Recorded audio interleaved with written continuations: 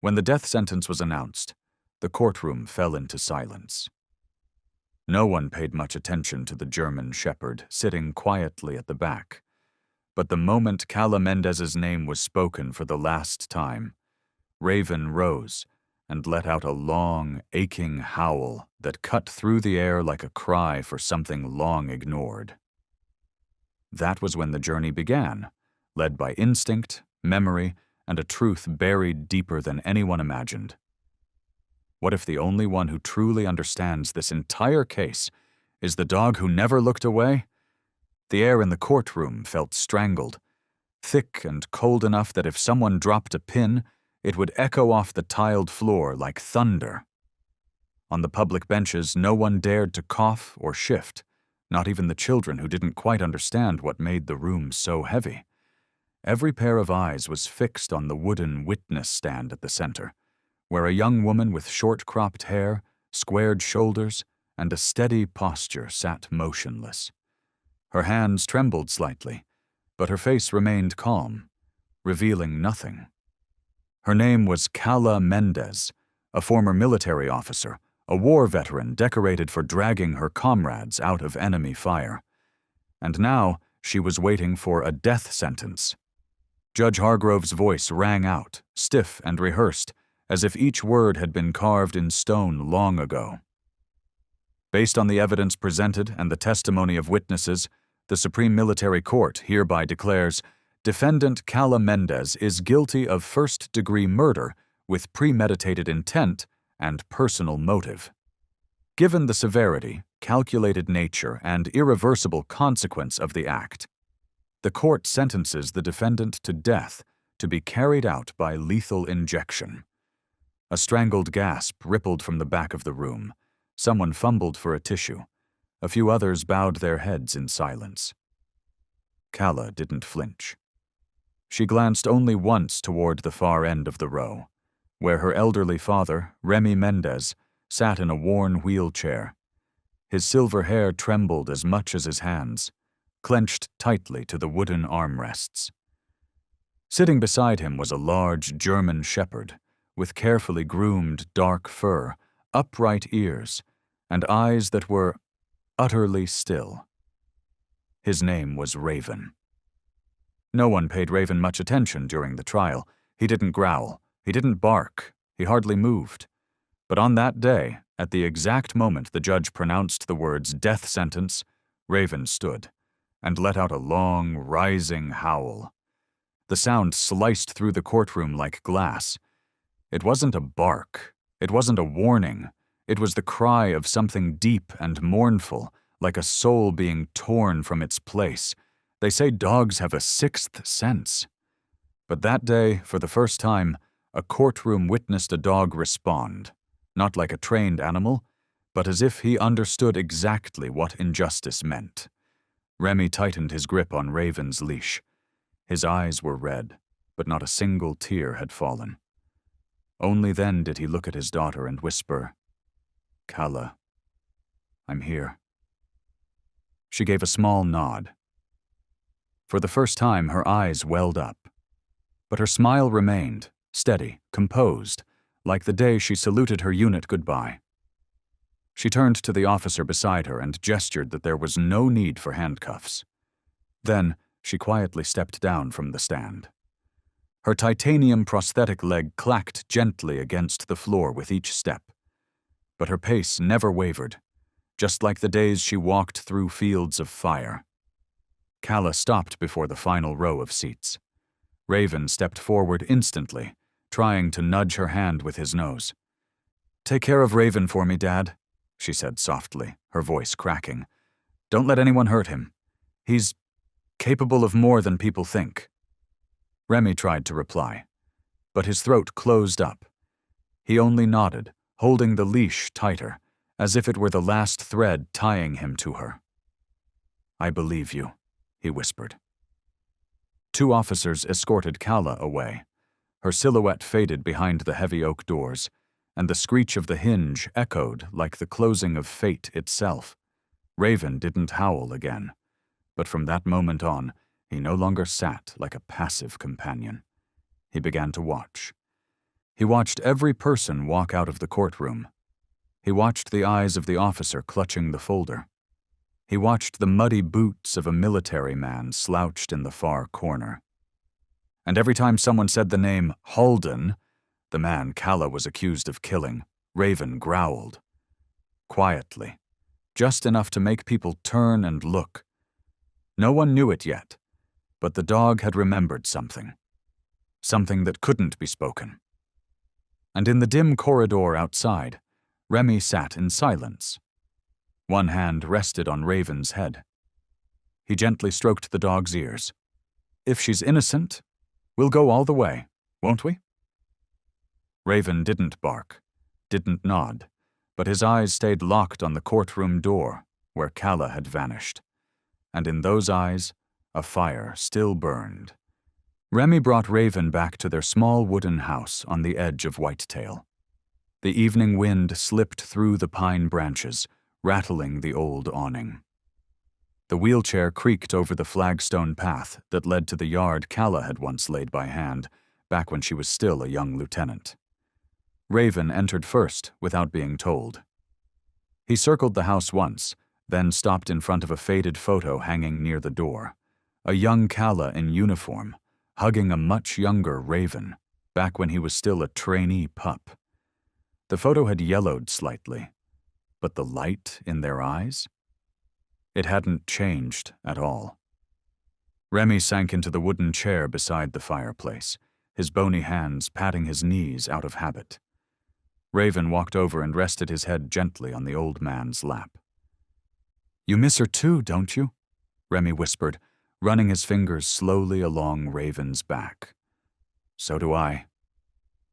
In the corner of the room, Calla's heavy military backpack still hung untouched. Remy had thought about putting it away, but something in him said not to. Not because he feared disturbing it, but because it simply wasn't time yet. He glanced out the window. The afternoon sun stretched down the slope leading toward the dried lake bed, where Calla had once practiced running on her first prosthetic leg. Old memories drifted back like a silent film.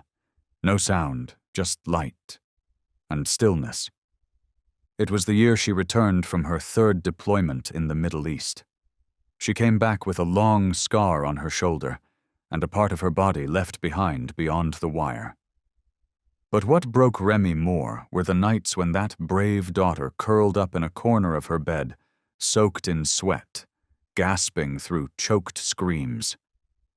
Once, he walked into her room at midnight and found Calla sitting in the dark, knees to her chest. Raven was next to her, still unmoving. His head was pressed against her chest, listening to her breath like someone trying to keep a drowning soul afloat. Calla once said, "When the world starts spinning, just touching Raven is how I remember I'm still real." There were nights she screamed in her sleep, calling out the names of fallen brothers in arms, times when she rolled off the bed, reaching for phantom weapons in her dreams. And every time, Raven was there, not barking, not alerting, just touching her gently, like an anchor, pulling her back to now. Remy remembered vividly the day Raven completed his training and was officially assigned to Calla. It was 2 years after she lost her leg. People on the base had told her to retire, to take the pension, and go live like a civilian. But his daughter didn't retreat. She had once saved her entire unit from an ambush, and in the middle of that smoky battlefield, she bandaged a severely wounded private, then carried him nearly 800 meters back to base. She never told anyone. But Raven was there. He saw it. And from that day on, he followed her like shadow to flame. Remy closed his eyes. He could almost smell the gunpowder and red soil in the air again. But that wasn't what he wanted to remember.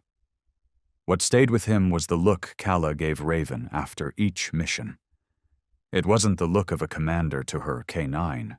It was the gaze of someone who'd been pulled back from a depth so dark, only a creature without words could have reached her. That first night after the trial, the house felt different. No sound of Calla turning off the faucet. No slipper scuffing the old wooden floor, just Raven's steady breathing near the fireplace. Eyes open, ears perked, even though nothing stirred. Remy didn't sleep. He lay in the dark, watching Raven.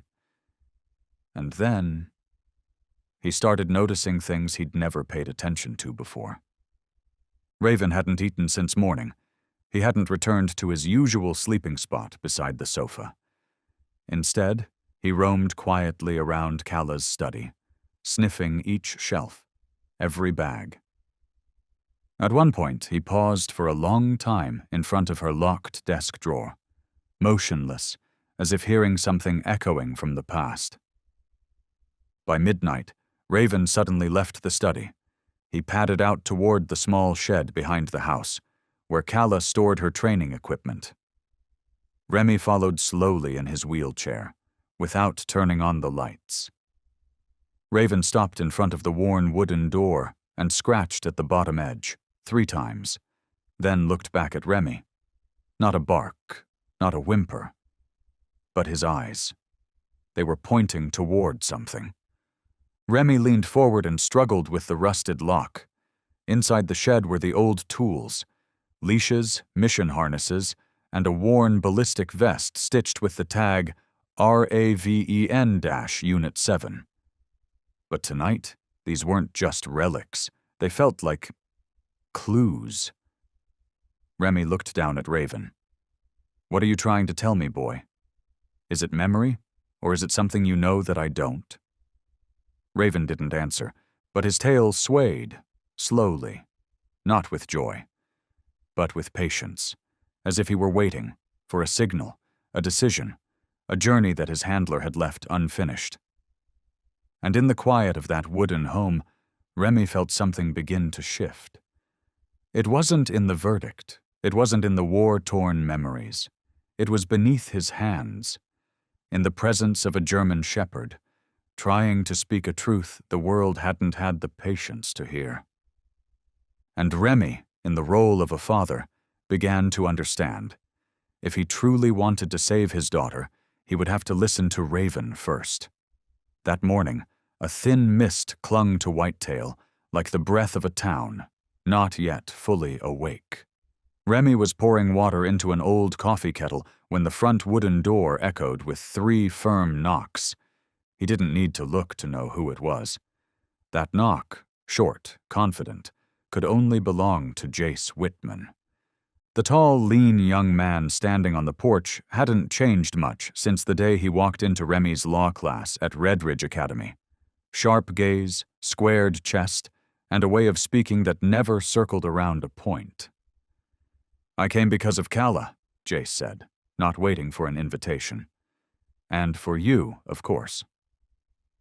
Remy gave a small nod and opened the door wider. Behind him, Raven stood still, watching Jace with alert eyes that didn't soften easily. But after a few seconds, Raven's gaze settled. He had seen Jace before, just enough to know this wasn't a stranger.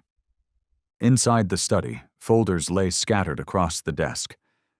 Jace leaned over, flipping through the pages like a man reading a book he knew by heart, but still searching for the error no one had ever printed. The conviction hinges on 3 things: Calla's fingerprints on the knife, her blood at the scene, and security footage capturing her car near the victim's house. Remy raised an eyebrow. All of that sounds like direct evidence. Exactly. Too direct, too perfect. Jace pulled a trace report from the stack and slid it across the desk. DNA confirms the blood matches Calla, but the quantity's too small to have come from a stabbing. No significant wounds were reported in her medical record the next day. So how did she bleed? Remy said nothing, tapping the armrest of his wheelchair slowly. Next to him, Raven shifted his weight, eyes following the documents like he, too, was tracking inconsistencies. Jace went on. "The footage only shows the car, not Calla herself. No tire imprints were logged. No eyewitnesses placing her inside the victim's house." Raven suddenly rose. He walked directly to the corner where Calla's gear had been left untouched. Sniffing through shirts, boots, and bags, he stopped in front of a dark gray athletic tank, crumpled, sweat-stained, and stiff with salt. Remy frowned. That was in her morning run bag. Jace lifted the shirt by 2 fingers, careful, as if handling a memory not yet spoken aloud. Afternoon light poured through the window, casting shadows across the damp fabric. It smelled like it had just come off a body still catching its breath. "Look at the neckline," Jace pointed. "It's stretched. She likely wore this shortly before the murder occurred, but—" He paused, locking eyes with Remy. "If the charges are correct, then Calla went to the victim's home early that morning. Are we supposed to believe that someone committed murder, went home, changed into workout clothes, ran laps, and stuffed this sweaty shirt in her gym bag?" Remy understood immediately what Jace was implying. The timeline was broken. Raven looked from Jace to Remy, his gaze sharp and insistent, like he was urging them forward, pushing them toward a truth still buried. Jace sprang from his chair and started sketching a timeline on the whiteboard behind them. From 5:30 to 7 a.m. Calla's usual run along the lake. At 7:15, a camera caught her car. The murder was reported at 7:30. But based on location data retrieved later, there was no indication Calla had left the lakeside early enough to make it there in time. "Did the police even check her running watch?" Remy asked. "Nothing mentioned in the report," Jace replied, "and if they did, maybe it was conveniently omitted." While the 2 men spoke, Raven quietly moved to Calla's military backpack. He nudged it to the side with his nose, then pawed at the zipper. Once again, Remy saw that familiar look, an expression not from an animal, but from a being who understood exactly where to begin. The tank still smelled of old sweat. Remy's pulse quickened. It wasn't legal proof, not yet. But that sense of misalignment, that quiet wrongness, was undeniable. Remy whispered, "Maybe Raven is pacing us, just like he used to pace Calla's breathing through her worst nightmares." Jace looked up, and something fierce flashed behind his eyes. "Then it's time we kept pace with him, and with the truth." That afternoon, the 3 of them, an old man, a young lawyer, and a German shepherd, faced something neither of them had said aloud. The verdict was too perfect to be real, and from the smallest crack in the case, a sweat-soaked shirt, a forgotten backpack, and a dog who never once looked away from his handler's photo, their journey to peel back the layers of a fabricated justice had begun. Evenings in Remy's wooden cabin were usually quiet, marked only by the steady ticking of the wall clock and the soft scent of mint tea rising from the old kettle. But tonight, that quiet was torn by a low, guttural growl from the corner of the room, where Raven was lying. He wasn't looking at Remy, nor at Jace. Raven's eyes were locked on the television screen, where the evening news was playing. It seemed like just another report, announcing a military officer's official promotion to command the Western District. That name was Mason Vexler. Raven's growl deepened. The fur along his spine stood on edge. He crept closer to the screen, rumbling in short, sharp bursts, as if trying to drown out the image of the man delivering a speech in front of a formation of soldiers. Remy frowned and quietly hit pause on the remote. "Was he mentioned in Calla's case file?" he asked. Jace shot up and rushed to his document bag, flipping through papers like searching for a pulse in a pile of cold ink. Vexler was formerly Deputy Chief of Internal Investigations, not listed as a witness, but wait. He pulled out a loose folder and flipped to the final page. There, barely visible in faded red ink, was a handwritten note. "Vexler. No need to summon. Present during post-incident lockdown only." "This note isn't in the official deposition. It bypassed the statement registry," Jace muttered. Remy nodded, his eyes still locked on Raven, who now stood completely still in front of the screen, as if trying to grasp a memory that had just floated back. "Calla mentioned Vexler once," Remy said slowly. "Not clearly, but I remember she didn't trust him." Jace opened his laptop and pulled up Vexler's military file. The records displayed far too smoothly. 4 months ago, Vexler was a low-profile captain handling paperwork. After Colonel Halden's death, the very victim in Calla's case, he leapt 2 ranks and assumed temporary command. "That's a meteoric rise in the military," Jace muttered, "unless you've got backing, or unless the one in your way conveniently disappeared." Suddenly, Raven let out a sharp whimper and darted towards the bookshelf, where Remy kept Calla's old keepsakes. He clawed at a picture frame, then tugged it down with his teeth. It hit the wooden floor with a soft thud. The photo showed Calla with her squad during a training exercise near the eastern border. On the edge of the frame, slightly withdrawn, stood a man in uniform, cap pulled low, his eyes glancing sideways toward Calla. Jace crouched down and held the photo under the lamp. "That's him," he confirmed. "Mason Vexler. He was already there. Before everything." Remy's voice came slowly, like he was brushing dust off an old layer of memory. After Calla's first treatment cycle, she'd wake up in the middle of the night, sometimes muttering just one sentence over and over. "I saw his eyes when he pulled the surveillance feed." "Who?" Jace asked quickly. Remy looked at Raven. "Now I believe it was Vexler." Raven padded to the file cabinet and shoved his snout into a half-open gap, the same one where he'd found the sweat-soaked shirt days ago. This time, he pulled out a small leather notebook Remy didn't even recall storing there. The first page was frayed. Calla's handwriting, sometimes firm, sometimes shaky, appeared like a whisper on the worn paper. Day 14. Vexler ordered deletion of footage from 6:20 to 7:05. I recorded the conversation. No one believes me, except Raven. No one spoke for a long minute. Jace gently closed the notebook and placed it on the center of the table, like a piece of evidence that finally dared to speak. Remy looked at Raven. He said nothing, but in his gaze was something beyond gratitude, an unspoken reverence for a creature who never used words, yet always moved ahead of those who could.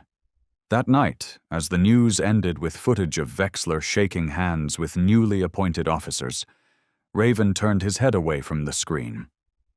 No more growling, no more howling, just the way he rested his head on Remy's leg, as if saying, "Now you see? Now we both know."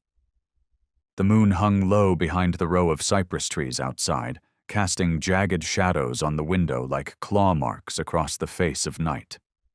Remy didn't sleep. He sat quietly in the kitchen, hands around a cup of tea gone cold, while Raven lay nearby, eyes open, unmoving. Then the doorbell rang. It wasn't urgent, nor hesitant. Just one chime, firm and precise, the kind that told a seasoned soul someone was used to danger, but still respected courtesy. Remy rolled to the door and opened it. The woman standing there carried the weariness of someone who had lived too long in that gray space between survival and hope. Her hair was cut short. Her eyes were deep. A faded soldier's pack clung to her shoulders, dulled by sand and time. "I'm Serena Vale," she said, her voice dry from the cold wind. "I used to be the medic in Calla's unit." Raven had stepped out from the house before Remy even noticed. He didn't bark, he didn't growl. He simply stood there, staring quietly at the woman. And then, with a gesture that froze Remy in place, Raven walked forward and gently licked Serena's hand. They sat in the kitchen under the warm yellow light. Serena took off her gloves and placed an old document pouch on the table, its corners taped, still stained with desert dust. "I wasn't called to testify. No one summoned me. And even if they had, I'm not sure I would have been allowed to speak. She paused, meeting Remy's eyes. But I can't stay silent anymore. Remy gave a soft nod, his gaze telling her. Go on. Serena took a slow breath. One hand brushed her jaw, as if holding back a memory not quite ready to surface. 3 weeks before Halden was killed, I saw him alone at the medical outpost, reading Kalla's psych evaluation file. Was that something he did often? Remy asked. No, Serena shook her head. Halden wasn't the type to get involved like that, but that day he held the file for a long time, and when he noticed me, he asked, Do you remember Kalla's assessments? And you said? I said yes, because the truth is, Kalla never missed a session. But her scores kept getting reduced in the system. I reported it. No one responded. Remy stiffened, resting a hand on Raven, who lay beneath his chair. Raven's tail moved faintly, not out of joy, but like a quiet echo of agreement. Did Halden say anything else? Jace asked, stepping in from the other room. He'd caught most of it. Serena nodded. He said, I think Kalla's being used as cover for something much bigger. From her bag, she pulled out a notebook. Not Kalla's, but Halden's. The first page bore his neat signature in blue ink. Halden, private notes, not for orders. I found this while packing his things for his wife, Serena explained. She thought it was just a field log. Jace flipped through it quickly. One section stood out, underlined 3 times in red. Day 5, Vexler ordered a full audit of HQ disbursements. No reason given. Verbal order only. Kalla once mentioned the missing recovery fund. Something's off. Remy sighed, his voice dropping low. Kalla had a huge fight with Vexler in the mess hall 3 days before leaving the station. I didn't catch the full argument, but I heard the words evidence and someone else will speak out. Maybe Halden was that someone. Jace nodded, still scanning the notebook. And 3 days later, Halden was stabbed in his own home. This all lines up far too conveniently. Under the table, Raven suddenly stood, walked behind Serena, and gently nudged her back with his nose. Then, with a movement Remy hadn't seen since Kalla's arrest, Raven placed both front paws on Serena's lap. He remembers me, she whispered. Back when Kalla had nightmares, only Raven could wake her. Have you ever seen him react to anyone like this? Remy asked. Never. Raven chooses people, and when he chooses, he doesn't make mistakes. That night when Serena left, Raven walked her all the way to the gate. He didn't growl, didn't sniff suspiciously. He simply walked beside her like an old friend who didn't need to ask for a name. Remy watched them in the faint moonlight, then turned back towards the house and said quietly, This time, maybe we're not alone. And as Raven returned to the porch, he paused beneath the doorway, looking up at the warm light inside, the same place where Kalla had once pressed her hand to Remy's forehead and whispered, If I'm wrong, Raven will be the first to know. The morning in Whitetail was gentle, like a memory softened by mist. The sun wasn't harsh, the wind barely stirred, and the air in the wooden house still held the faint scent of herbal tea, Kalla's favorite after returning from the training fields. Remy sat by the window, his gaze cast far toward the pine hills, but his thoughts were elsewhere. A memory came rushing back, vivid as if it had happened just yesterday. The brown canvas training bag. Thick strap, damp scent of mildew. The bag Kalla carried with her every time she left the base. She never went anywhere without it, Remy murmured. Jace, who had been combing through the data in Halden's notebook, looked up. You mean the one with the medical patch on the side? No, not that. It's a field gear bag, the kind soldiers use to carry personal items for outdoor drills. Old. She stitched a secret pocket inside to hide protein bars, if I remember right. From beneath the table, Raven suddenly lifted his head. He stood, without cue, and walked toward the storage room. His steps were light, intentional, not like wandering, but as if he already knew what to look for and exactly where to go. Left cabinet, bottom shelf, where Remy had stuffed away things he couldn't bear to throw out. Raven pawed the fabric pile twice, then nudged his nose deep beneath it. A moment later, he pulled out a dark brown bag, frayed at the corners, one strap re-stitched in green thread. Remy froze. It was the one. He bent down and unzipped the main compartment while Raven moved to the bag's base, scratching lightly at the lining. "The double layer," Remy whispered. "She used to tuck candy in there, even headache meds." Beneath the worn, hand-sewn fabric, a faint seam of mismatched thread appeared, nearly invisible unless you were searching. Jace took out a small knife and gently cut along the seam. The rip of fabric was soft, short, but the moment Raven sprang to his feet, nose twitching as if catching something vital, the two men knew. They had just found the one thing Calla had tried to keep safe, until the very last moment. A micro SD card, wrapped in medical-grade nylon and sealed tight with surgical tape, slid out under the light like a silent puzzle piece finally nudged into place on the worn-out table. Remy picked it up, eyes fixed on it the entire way into the study. If this belonged to Calla, then it's not just ordinary data. Jace inserted the card into his laptop. The screen flickered for a few seconds before revealing a simple folder. Locked. Owner. CM. Inside, there were two files. One was titled Alpha Fin 14B.XLS, a spreadsheet. The other was a video, just over 2 minutes long, labeled IFIVANISHMPF. Jace opened the spreadsheet first. Columns of numbers appeared.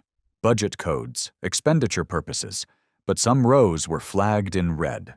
Early withdrawals, unexplained rerouting, and most notably, the line item post-combat psychological rehabilitation and reintegration had been wiped out entirely within 8 months. In the remarks column, a comment appeared in a different font. Approved by Vexler. Skipped central coordination. No audit report submitted. Remy's hand trembled slightly, but he said nothing. His eyes were still locked on the video file. Jace clicked. A second of black. Then Calla's face appeared, slightly blurry, like it had been recorded from a chest-mounted camera. She was sitting on a cot, the background showing a makeshift medical tent. The lighting was cold, and her voice was low and deliberate. "If I disappear, or if no one hears from me again, Dad, send this to the person you still trust." She took a long breath. A much younger Raven drifted briefly into frame and lay down beneath the bed. "I don't know exactly who's behind the missing transfers, but I know it's not a glitch. Someone's erasing the trail, and I don't trust anyone, except you, and Raven." A long pause followed. Calla looked straight into the lens, as if speaking across time and space. "If someone finds this, know that I wasn't silent. I just didn't get to scream before they cut the lights." When the video ended, the room fell into stillness. Remy sat in silence for a long while. Then he turned to Raven, who was now seated next to the desk, his eyes still fixed on the black screen. "You've carried her secret, from then until now." Raven's tail moved once, softly, purposefully. No urgency, no drama. Jace whispered, almost to himself, as though speaking to a witness who understood every word. "From this moment on, we'll be the ones to scream for her." The memory card was carefully returned to its nylon wrap, sealed once again. But this time, it wasn't just a piece of memory. It was a time capsule, where Calla had entrusted both her truth and her hope to the ones she loved most. And Raven, the voiceless sentinel, had just opened the first door toward justice. That morning, the wind stood still. The sun lingered behind the old pine ridge, and the air around the wooden house was veiled in a thin layer of mist, as if the place itself was holding on to the night's last breath. Raven stood on the porch, unmoving. Remy recognized that look. It wasn't how a dog watched the sky. It was a signal, a silent call. "He wants us to follow," he said, as Jace stepped out with a backpack containing a camera, gloves, and a portable recording kit. Their vehicle rumbled over the red dirt road, heading south toward the remains of the old logistics maintenance center, a facility once active during the final phase of the campaign. Now, it was just a skeleton of prefabricated structures, rusting tin roofs, and wild grass growing through cracks in the cement. Raven was the first to step out, without hesitation. He moved quickly, nose sweeping from side to side, sniffing with focused urgency, as if trying to isolate a single scent from the chaos of time. Jace clipped the recording device to his chest pocket with care. "We're entering an unmonitored zone. If something happens—" Remy cut him off, voice calm. "We have Raven." The third structure from the main gate was where Raven stopped. He growled, low, not loud, but with enough weight to freeze both men mid-step. The door was rotting, its hinges crooked, but near the base were fresh scratch marks, evidence that someone had entered recently. Raven scratched once, then turned to Remy. "Open it," Remy said. Inside, the stench of rusted metal and old wood clung to the air. Shafts of light leaked in from gaps in the roof, casting blotches of brightness that gave the place the stillness of a forgotten grave. Raven walked straight to the back, where a scorched steel cabinet stood against the wall, one side blackened from heat damage. He clawed hard at the metal and let out a sound, not angry, but deliberate. Jace crouched and yanked the cabinet open. Inside were only a few crumpled military uniforms. But Raven wasn't done. He tugged out the third one, a camouflage jacket, its collar stained with dried blood, and on the chest pocket, a black threaded name, Vexler. Remy held his breath. Jace lifted his camera and began capturing every detail. "This can't be a coincidence," Jace muttered. "This jacket was never mentioned in the investigation files." Remy nodded, his eyes still fixed on the bloodstain. "It's not fresh, but if it holds DNA, it might speak what Kala never got the chance to say." Jace reached for his gloves, preparing to seal the jacket in an evidence bag, but Raven stepped between them, issuing a soft growl, not out of hostility but as a warning.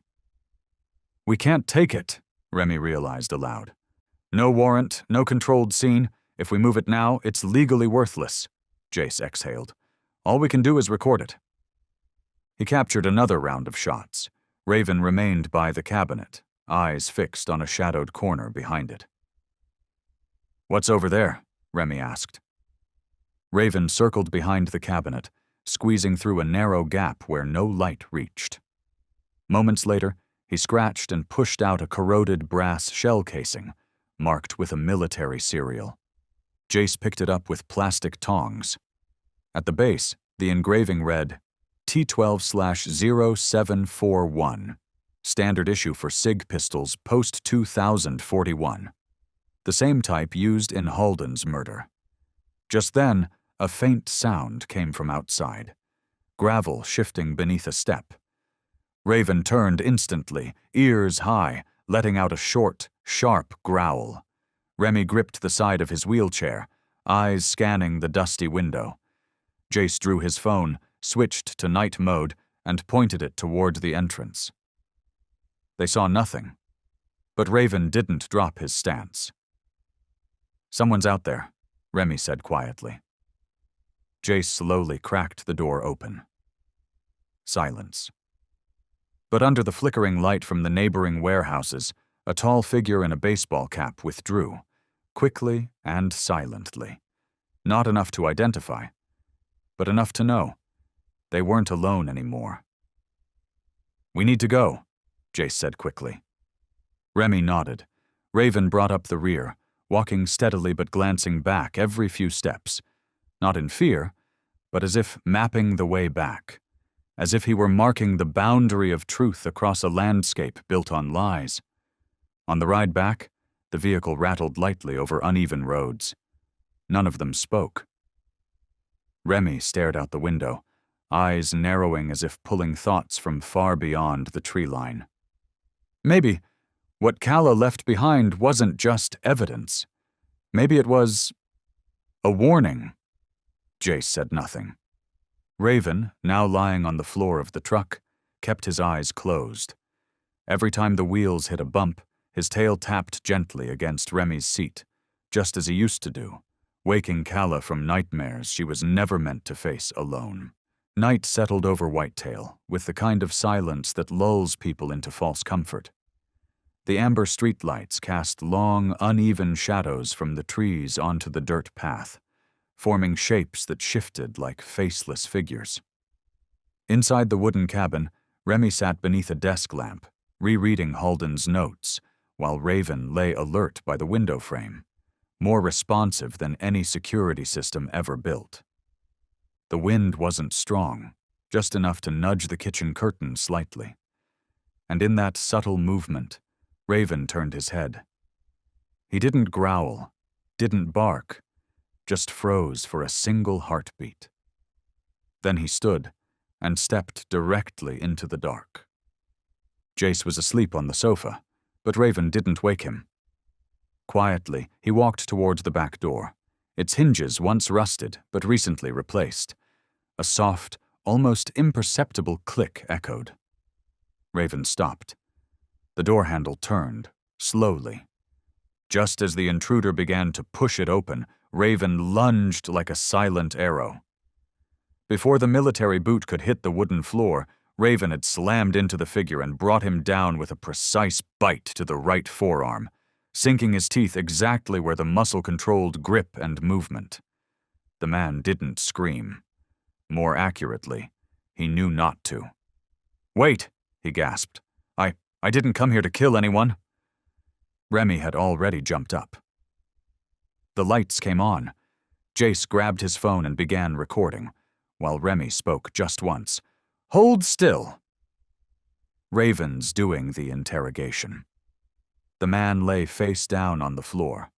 Broad shoulders, heavy build, dressed in a dark, tactical jacket.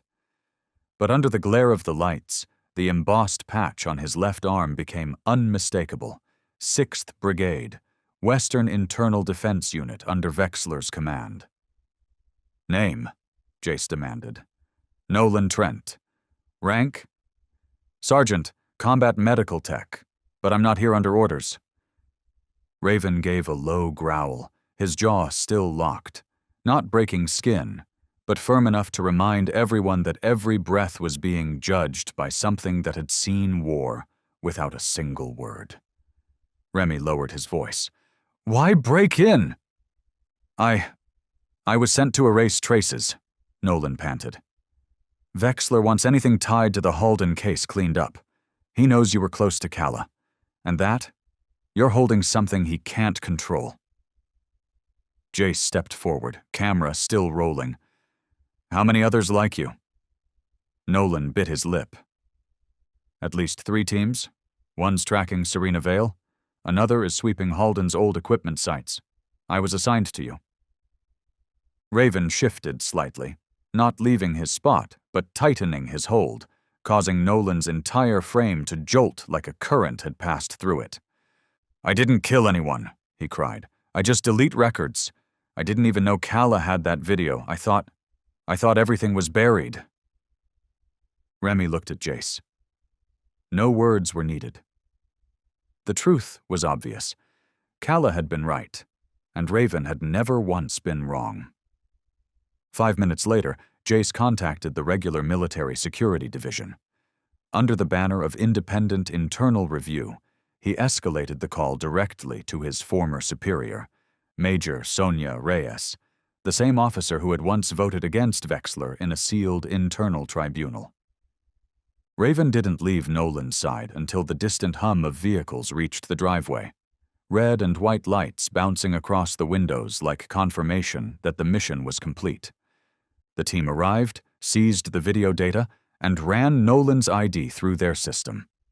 Just before he was cuffed and taken away, Nolan turned back toward Remy, his face twisted in fear. "You don't understand. He won't stop. Vexler doesn't let anyone go." Remy replied with only one line. "But I have a comrade he can't buy." And right then, Raven stepped toward him, silent, his tail giving a single, steady wag, as if confirming that he was, indeed, the first bite into a truth that had been asleep far too long. After everyone had gone, with the air still thick with the scent of adrenaline and a stranger's sweat, Remy poured water for Jace. Both men sat in the kitchen, but neither touched their glass. Jace whispered, "We're not just investigating a wrongful conviction anymore, Remy." "I know." "We're unmasking a system." Raven lay once more beneath the porch, his head resting on folded paws. His eyes weren't tense nor closed. He was simply waiting, like he knew the truth had only just begun to stir. And this time, it wasn't going back to sleep. That morning, Remy put on his old military uniform. Not for ceremony, and not to remind anyone of his rank, but because the person he was about to call might only recognize him by that worn fabric and the faded insignia on the shoulder. Ilara Wynn, general, and high-ranking commander of one of the elite rapid response forces. She had once fought beside Remy during a 9-month campaign in the Southern Territories, when they were both young. Later their paths split. One retired, the other rose straight to the top of military power. Remy stared at the computer screen, his fingers hovering above the keyboard, as if still weighing every word. Then, slowly, he typed 3 lines. "Win. I need a secure line. It's about Kala and a bloodstain no one ever cleaned. Sent from Remy Lorne's encrypted personal account." Less than 10 minutes later, the secure device in the study lit up. A voice, deep and rasped by age, cut through the stillness. "Remy, I thought you'd let all this go." "So did I." The screen flickered to life. Wynn appeared, short silver hair, eyes sharp like a blade worn thin by years of use. "Kala was convicted on clear charges. If you called just to revisit the past?" Remy didn't respond. He leaned aside, letting Raven step into frame. Raven stood tall, looking directly into the screen. And just as Wynn opened her mouth to continue, he lifted a front paw and tapped the floor 3 times, then turned his head toward the filing cabinet where they had stored the memory card Kala left behind. Wynn fell silent. Remy's voice was low, steady. "He doesn't bark at strangers. He remembers every step Kala ever took, and reacts before we even understand what's happening." Jace entered the frame, holding up a still from the video diary, the part where Kala said, "If I disappear, send this to the person you once trusted." Wynn froze.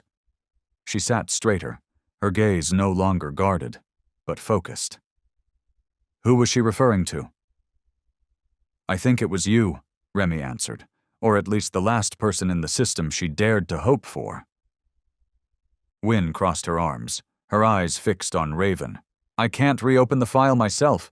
It's been classified as post-trial sealed, top tier. To override it requires special justification." Raven let out a soft, low sound. Not loud.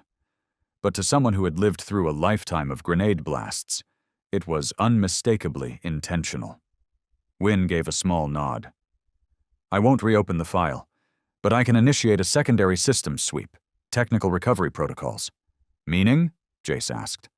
"Meaning I'll request original satellite data, exterior base camera feeds, court facility access logs, and a list of wiped surveillance devices pending restoration." Remy exhaled slowly. Wynn lowered her voice. "I'm not saying I fully believe you, But if there's anyone I ever survived a war with because I trusted them, it was Remy Lorne. That very morning, a temporary access code was sent from the central data hub. Wynne used her authority to launch a re-examination of 5 random signal loss cases from within 30 days before and after Colonel Halden's death. Jace opened the data streams, fingers moving fast over the keys. Why do you think Calla stayed silent until the end? Wynne paused. Not out of fear. Because she knew, release it too early, no one would believe her. Hold it too long, and you need someone patient enough to wait for the right moment. Remy added, like Raven. Wynne nodded, her eyes still on the creature lying quietly beneath Remy's feet. He's not a pet, he's the gatekeeper, and now that gatekeeper no longer waits in silence. Before the call ended, Wynne left one final message. I won't open the file, but I will drop the key in the right place. Raven stood and approached the screen, licking its edge once, not out of curiosity, but as a silent confirmation between beings who had seen too many battlefields to believe in coincidence. That afternoon, the sky over Whitetail turned a soft blue, the same shade it had been the first time Calla brought Raven home from training camp. He lay on the porch, chin resting on his paws, eyes half closed. But anyone who had watched him long enough would know, when those ears tilt just slightly, when the breath stays steady like counting beats, the gatekeeper is no longer waiting. He is listening, not with a bark, but with memory, with unshaken resolve, and with the bite that wakes up the conscience of those who thought they could bury a name forever. By nightfall, the sky was moonless. The Western Military Data Reserve lay sunken between rows of cypress and 3 rows of decommissioned admin blocks. A single security lamp flickered, as if even the building wanted to be forgotten. Remy pulled his hood low. Jace adjusted his internal comms. Raven led the way, gliding across dirt with silent precision, not distracted, not unsure, moving with the confidence of someone who had either been here before or carried the memory of someone who had. East Wing side door has a biometric scanner, Jace whispered. Wynne dropped us the old clearance code for Vault 3. We have 5 minutes between sweeps.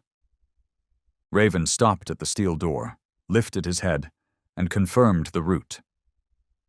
The light on Jace's shoulder-mounted lamp reflected in Raven's eyes. Amber, not with fear, but ignition. Inside, the lower level of Vault 3 was a maze of towering metal cabinets, each coded by year-case-access level. Remy scanned the room, voice low. If Calla's case files were restricted, only someone inside would know where the original backup print was placed. Just then, a figure stepped out from the far end of the corridor, walking quickly, but not in threat. Raven let out a soft growl, but he didn't bark. He advanced 2 slow steps, head tilted slightly, assessing the scent. Then, he wagged his tail. The woman stopped and lowered her mask. It's been a long time since someone walked through that door still standing tall. Nina, former frontline field tech, now head of technical archives. She'd once been wounded in combat, and it was Calla who kept her abdominal stitches from becoming infected. Not with tools, but by sitting at her side for 12 straight hours, changing dressings with bare hands when supplies had run out. I'm alive because of her, Nina said quietly. And if she's been buried under a lie, I'll be the one to dig it up. Under Nina's guidance, they made their way to Section 7, where preliminary forensic evaluations were stored. There's one truth, Nina said as she unlocked the secured chamber. Every high-clearance case comes with 2 versions, one submitted to court and one retained for post-dispute verification. Only the latter includes everything, even data not yet cleared for public release. Jace pulled on gloves and opened the first file, Evidence Report H91B, tied to the knife allegedly used to kill Halden. Remy scanned quickly. His eyes froze at the biological analysis. Fingerprint match was incomplete. Possible smudge. Jace nodded, flipped to the next page. Here! His voice dropped. 2 blood samples were found. One matched Colonel Halden. The second, labeled AS-17, does not match Calla. Remy's fist clenched. Only 1 sample was presented at trial. Nina confirmed it. I've seen the court copy. It only mentioned Halden. No A-S-17. I thought it was a data input error. No, Jace said, slowly turning his eyes toward Raven. That was intentional, because if someone else was bleeding at that scene, this wasn't just a murder. It was a struggle. They scanned everything, backing up each page. Nina warned, I can't cover this for long. If I'm caught, all I can say is, I didn't know what I saw. Remy placed a hand on her shoulder. No one will find you. But if they do, know there's a dog who never forgets who needs protection. Raven stood beside Nina. He moved his nose toward her hand, then gently licked it, just like he had with Serena, with Calla, and with those his memory trusted without needing a second thought. By the time they left the vault, dawn had begun to stretch across the sky. The first rays hadn't yet pierced the trees, but the earth was warming. Raven ran ahead of the vehicle, light, silent, glancing toward the fence as if still checking for footprints someone had tried to erase. Jace sat behind the wheel. We now have 2 hidden truths: Calla's memory card and a forensic report with missing pages. Remy replied, Not missing.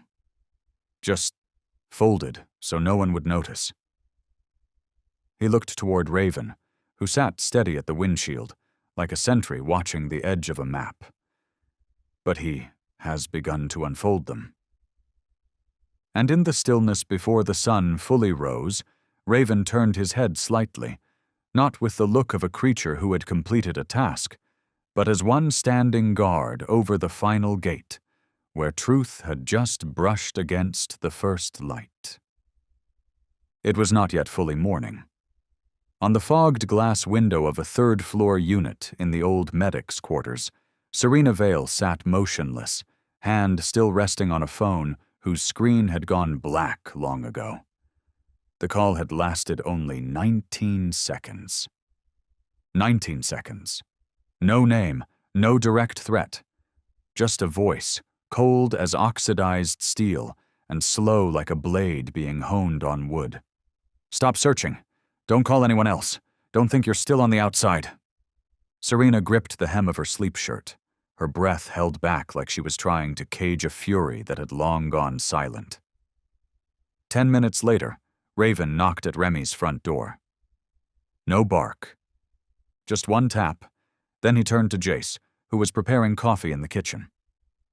The look in Raven's eyes didn't carry a request. It was a command, soft but impossible to refuse. Jace understood. He opened the door. Raven stepped into the yard, crossed the dew-covered grass, and looked back only once, before trotting toward a row of homes a few streets down. Serena opened the door just as Raven reached the steps. I knew you'd come. Raven didn't respond. He simply approached and sat at the doorstep, gaze steady. Inside, the apartment was as orderly as a mobile clinic. On the wooden table sat a weathered photo frame, Calla in uniform, flanked by 2 other soldiers, her hand resting on Serena's shoulder. Calla's eyes were bright, not because of the camera flash, but because she still carried a kind of belief that hadn't yet been extinguished. Serena set the phone down on the table. She didn't look at the screen. I've kept it hidden too long. Long enough to almost forget I still had it. Jace stepped closer, sitting across from her. Remy remained silent in the background, his hand resting gently on Raven's shoulder, as if holding a thread to keep memory from slipping out of place. When Calla gave it to me, she already knew she was being watched, Serena said softly. She didn't ask me to release it. She just said, if no one's left to hear me, let a dog knock on their door for me. She handed Jace a worn USB stick, wrapped in medical gauze. A small note was taped to the outside. Vexler, not a coincidence. Jace connected it to a secured laptop. One file, an audio recording labeled calafinal.og. He hit play. This is Cala Mendez, Support Officer, West Coast Operations, Unit 9. Today is August 17th. I know I'm being watched, but I still need to speak. Vexler isn't just hiding budget irregularities. He's colluding with supply contractors, falsifying casualty reports, and silencing leadership by forcing them out of the system. I know Halden filed a complaint, and I believe he was killed because of it. He was the only one who gave me a chance, and now I owe him the truth. If you're hearing this, it means I'm no longer allowed to tell my story. But there is one creature who will remember. It doesn't need evidence. It remembers the way humans forget. It hears the silence the system creates. And if Raven barks, you need to stop and listen. No one spoke when it ended. Jace quietly backed up the file. Remy rose and stepped out onto the porch. Raven followed him. Serena kept her eyes on the photo frame. Her fingers traced the wood grain like she was touching a friend whom time had taken, but memory had never let go. Cala used to say, she whispered, we don't need to be heroes. We just need to do our part. The part we see.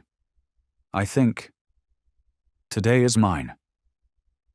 On the ride back, Raven sat in the back seat. Early wind crept in through a cracked window, carrying the scent of damp grass, faint gasoline, and the lingering ashes of things left unsaid. Jace asked quietly, do you think Raven knew before Serena said a word? Remy answered, he didn't need to know. He just chose the right person to go to. And when the car pulled into the driveway, Raven didn't enter the house immediately. He stayed still, looking toward the horizon where the morning light had just begun to rise. That first ray caught his eyes, not blinding him, but illuminating something deeper. A sentence never spoken, yet always present. That some truths aren't lit by gunfire, but by a bark at the right time. The morning was clear, but Remy kept both hands firm on the wheel. The car moved swiftly along the southern stretch past Marlin's Point, headed toward a covert data relay site provided by General Wynne, the only place they could submit Cala's recording and the second blood report from Halden's case without risk of interception. Raven sat in the back, silent as always, but this time his ears flicked constantly, his eyes locked on the rearview mirror, not out of fear, but because something behind them moved too precisely to be chance. As the car curved into the underpass near an abandoned service road, Jace caught a flash on the canyon wall. Too fast for natural light, too low for standard surveillance gear. We've got a tail, he muttered, glancing at the mirror. Remy exhaled and quietly turned into a side lane between two rusted containers. Then, a sharp screech. The rear windshield shattered. Raven launched over the front seats in the same instant, shielding Jace with his body. A second gunshot rang out, this time tearing through the back frame. Out! Follow me! Remy shouted. They ran toward an old cement structure, a decommissioned wartime signal station. Raven didn't wait for orders. He led them through the northern hall and veered down into an unused bunker hallway. Under the broken light of flickering flashlights, stained walls emerged like scars from a forgotten battlefield.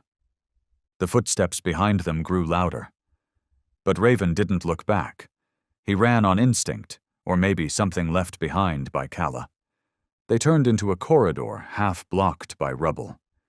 Raven leapt onto the debris and looked back at Remy, urging him forward. As they slid through the narrow gap between two fractured concrete panels, a voice echoed from the darkness. Stop where you are, unless you want to step on a vintage mine. Jace froze. Remy extended his arm, signaling silence.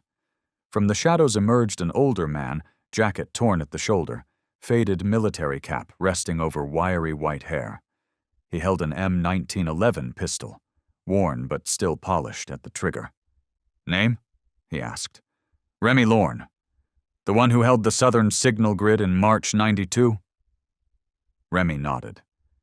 The man lowered the gun, revealing a crooked smile. "Name's Hoyt, Signal Corps.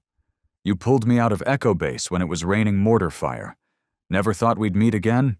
Especially like this?" He led them into a small underground room, once a radio command cell. Coils of old wiring lined the walls, dusty panels flickering faintly, and rusted equipment still echoing the shape of a post-war battlefield.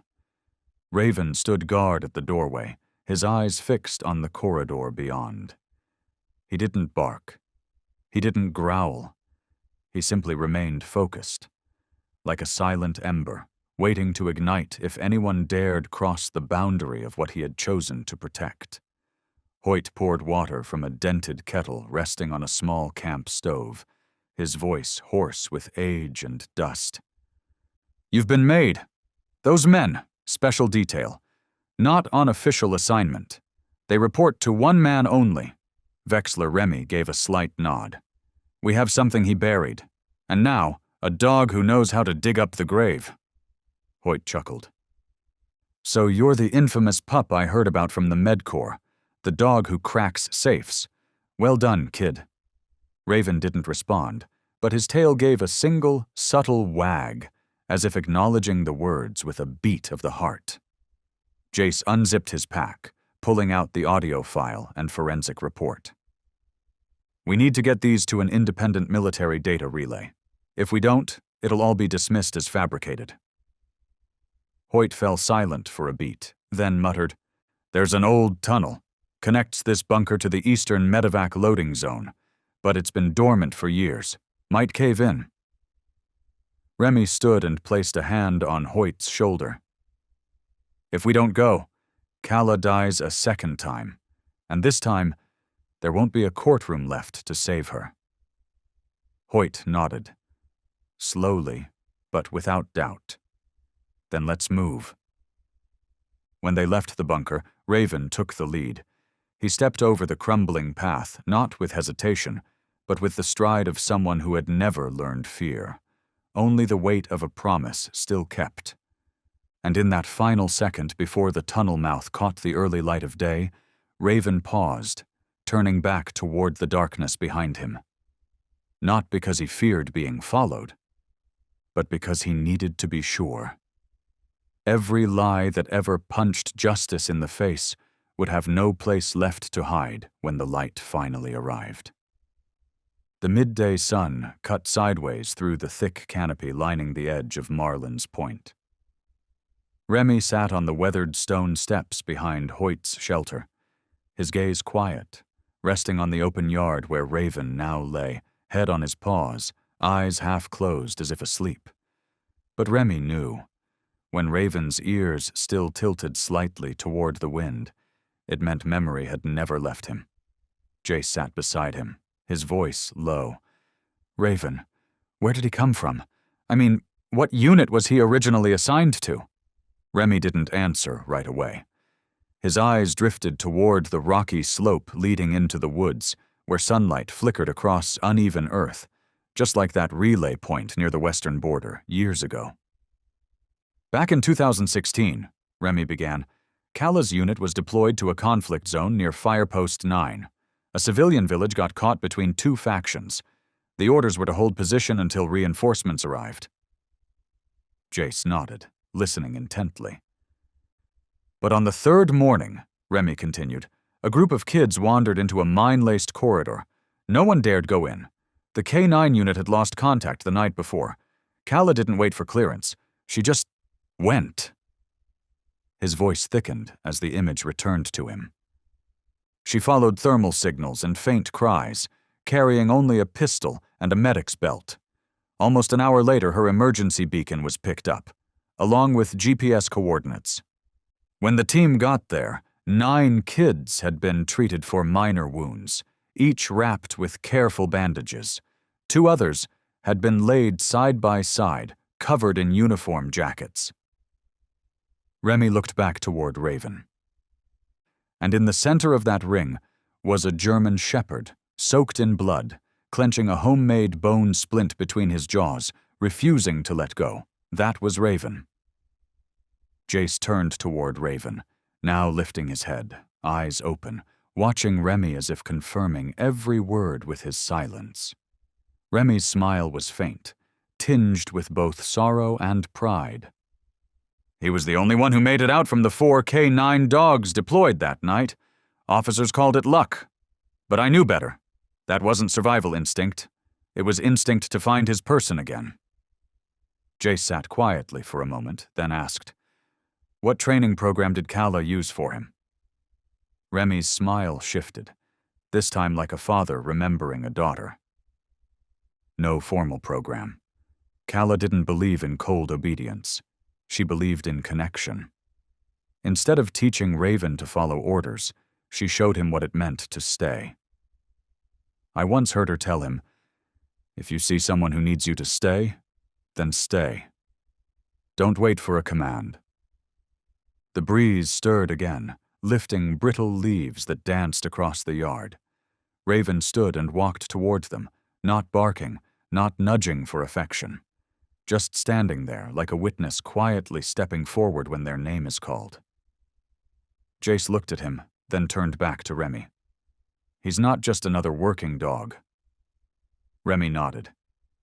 "Number. He's living proof. Not of the case, but of how a creature can understand, sacrifice, and hold on to a promise, even if the one who taught it to him is gone." Raven stepped closer, resting his chin on Remy's knee. Remy stroked his neck gently, stopping at the collar where a small tag had been etched with fine lettering. "Property of C. Mendez. Or maybe she belongs to you." Not a statement of ownership, but of mutual belonging. Remy whispered, "Kala was seriously injured during a clash at the edge of base perimeter. The first one to reach her wasn't a medic, wasn't a teammate either. It was Raven. He clawed the infirmary door until his paws bled, just to force them to open it." He turned to Jace. "I used to be the kind of man who didn't believe in emotional bonds with dogs, but after that night I understood. Some things go beyond training, beyond logic. They exist in only one name: loyalty." Jace sat still, and Raven, as if he'd heard enough, turned back toward the empty yard, where the light had just begun to break through thinning clouds. He stood there for a long while, unmoving, not waiting for anyone, only standing guard, protecting a memory caught between 2 lines of fire, one from the past and one from a truth struggling to break free. Then, as the wind shifted, Raven began to walk, with the quiet gait of a being that had never bowed, not to anyone, nor to any lie. That morning, the military's internal news bulletin wasn't just another breakroom headline. The first item was broadcast directly from General Ilera Wynn's office, brief and direct. Reopening investigation into the Halden case. All documents concerning Officer Kala Mendez are to be temporarily removed from classified status. All related units are ordered to preserve existing records and cooperate with an independent audit. Remy stared at the screen, silent. No one in the room spoke. Only the sound of Raven's paw softly scratching the floor beneath the table. A quiet noise, but one that tightened every chest in the room. Wynn had moved, which meant Vexler would too. And he didn't need much time. Just hours later, Jace received an encrypted message from an anonymous source. "Execution rescheduled. Now 36 hours. Lethal injection. No appeal window." Remy sat still. His hands trembled, for the first time since the trial began. "I was too late." Jace said nothing. He stood and stepped out onto the porch. Raven followed, no words needed. The midday wind swept past rusted railings. The sun was harsh, but the air remained cold, the kind of cold that came not from weather, but from a decision approaching fast. "There's one way," Jace murmured, almost to himself. Remy stepped behind him. What? Jace turned, his eyes calculating. High-ranking generals don't review digital reports anymore. They fear leaks. Ever since last year's breach, they only accept files by hand, couriered internally or delivered by special operations. He paused. There's one more method. K9 courier. It's the oldest channel, the least questioned.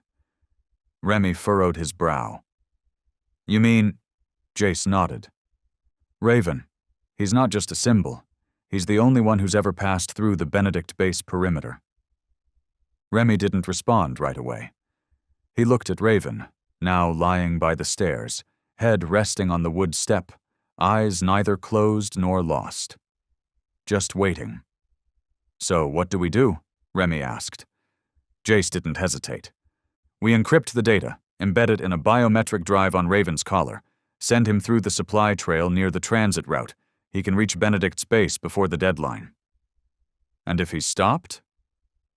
Then at least, Calla still had a comrade who never betrayed her. That night, the three of them, Remy, Jace, and Serena, prepared for the most reckless plan they'd ever dared to follow. Raven was bathed, dried, and groomed with precision, like a soldier before a ceremony. But his eyes didn't show confusion, nor sadness, only a quiet readiness, of a being that had lost much, yet still chose to believe one more time. The biometric drive was hidden behind the collar, stitched inside a double layer of worn fabric from Calla's old field uniform. Every time Raven moved, that scent followed him, like a compass tethered to something unbreakable. Jace whispered, "If anything goes wrong, don't come back." Raven gave no reply. He simply walked over to Remy, sat down, like asking for permission, not for a command. Remy leaned down, touching his forehead to Raven's. If Calla were here, she'd say, "Go. Don't wait for me anymore. Protect the truth." The next morning, light rain began to fall. When Raven stepped out from the small house behind the alley at Rookside, no one spoke. No one raised a hand, but each paw print he left on the damp ground was clear, firm, as if voicing what the rest of them no longer could. Remy stood at the doorway, hand resting on the GPS monitor. A single green dot began to move, steadily. He had gone. Alone. No leash, no guide. At the northern base, General Benedict remained in a closed-door session with the Strategic Operations Council. He didn't know that a creature with no rank, no uniform, and no permission was making its way through mud-slick roads, bypassing checkpoints and indifferent stairs, just to place in his hands what every subordinate had been too afraid to send. The truth. And if he didn't open that delivery, then at least, as twilight fell across the gate, there would be a bark, loud and unignorable. Right on time. It was still dark. In the underground room beneath the old logistics wing, Raven stood as still as carved stone. There was nothing striking about his posture, yet in the weighty air pressing down like lead, it was that very stillness that caught in everyone's throat. A small dark brown pouch was strapped to Raven's side, tightly secured with two faded paracord ties. Inside it, Calla's final audio recording, the unsubmitted forensic report from the second blood sample, and a slip of paper bearing 4 handwritten words. I didn't kill anyone. The paper was creased, the ink blurred by moisture, but the strokes remained firm, like Calla had written them with every last ounce of faith she had left. Are you ready? Serena whispered, locking eyes with Raven. He didn't move. But Jace understood. When a creature has brushed against loss, it no longer needs encouragement to keep going. It only needs a reason not to turn back. The plan was simple. The group would pretend to transfer all evidence through the western checkpoint, make noise, draw attention. Meanwhile, Raven would slip out the back, through a tunnel that led into the forest, then cross 2 kilometers of dry, cracked terrain, to reach the transit rendezvous. He just had to make it to Benedict's base before 6 a.m. That would change everything. Or end it all. 7 p.m. Light rain. The rear tunnel door swung open. Remy knelt, fastening the final strap around Raven's torso. He placed a hand on Raven's neck, said nothing, just let out a long breath. Jace patted his shoulder. "Don't say anything, he knows." Raven stepped out just as Serena shouted, "They're surrounding the main gate!" No gunshots yet, but the pounding of boots against old tile echoed like thunder. The others rushed northward, creating chaos, amplifying the noise, on purpose. Only Raven, silent as shadow, slipped through the doorway like a memory trying to escape a blind courtroom. The road ahead was unforgiving. Slippery soil, fallen branches, the lingering stench of gasoline from an old outpost still thick in the air, like a wound refusing to close. But Raven never stopped. He didn't need a map. Instinct had memorized every scent, every shift of wind, every patch of earth Calla once stepped on. There was a bend where a dried creek crossed the trail. Calla had once taught Raven to pause before a stream. Smell, watch, then leap. But tonight, there was no waiting. Raven soared across as if nothing on earth could hold him anymore, and he kept running. No bark, no wasted step. Back at the compound, Remy and Jace were cornered. Cold barrels raised. A soldier stepped forward, face like stone. "You really thought you could fool Vexler?" Remy stared him down. "Didn't have to fool you. Just needed him to run faster than your bullets." By then, Raven had reached the forest's edge. Before him stretched an open plain, stripped of cover, bathed in brittle moonlight like searchlights scouring the truth. If he stepped forward, any thermal scope could catch him. But Raven didn't hesitate. He stepped out. Step by step, like Calla was walking beside him, whispering in a language no one could hear, yet everyone would understand. "Keep going. There's nothing left to fear." A small outpost appeared in the distance. 2 figures. Raven lowered his body, changed course, not to hide, but to choose another path. A longer one. Rougher. But to him, if it led to justice, then it was still the right way. At 2:37 a.m., a biometric scanner outside Benedict's base picked up a signal. A German shepherd, no military chip, unaccompanied, was approaching the eastern gate. Guards raised scopes. There, dark coat, side pouch. The shepherd stood silent. Didn't bark, didn't run, didn't flinch. Just stared straight into the floodlight, like saying, "I have something to deliver." And without any order, one guard stepped forward, unfastened the pouch, and checked inside. The first thing he pulled out, a crumpled piece of paper. "I didn't kill anyone." Next, a sealed report folder and a biometric data drive. Raven held his place, head tilted slightly, eyes alert, breath steady, unmoving. Daylight had not yet broken. But in a quiet suburban street near General Ilara Wynn's residence, warm light spilled gently from the ground floor window. A patch of brightness in a world still asleep, or pretending not to see. The black iron gate was locked tight. Security cameras continued their slow sweep. No sound. Only a lone figure standing still at the front steps.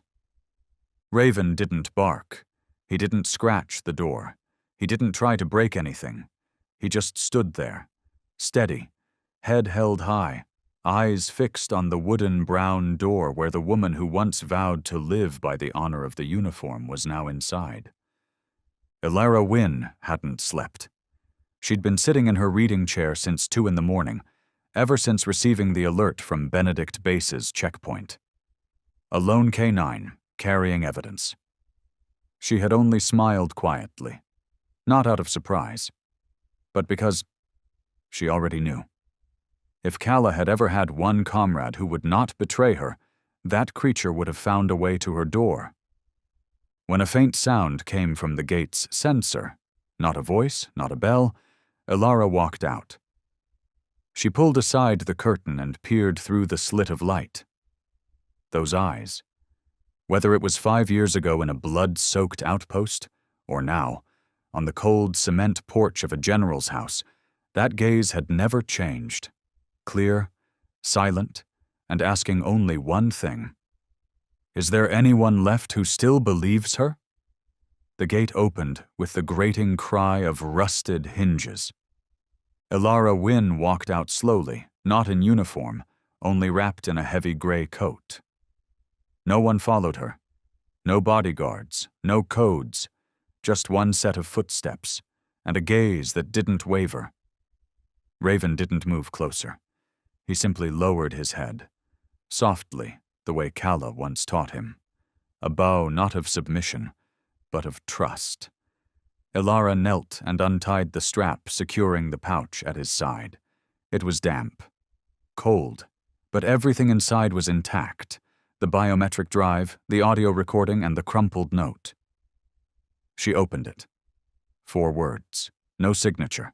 No explanation. I didn't kill anyone. Ilara rose, looking straight into Raven's eyes. He believed I'd open the door, so I can't turn my back now.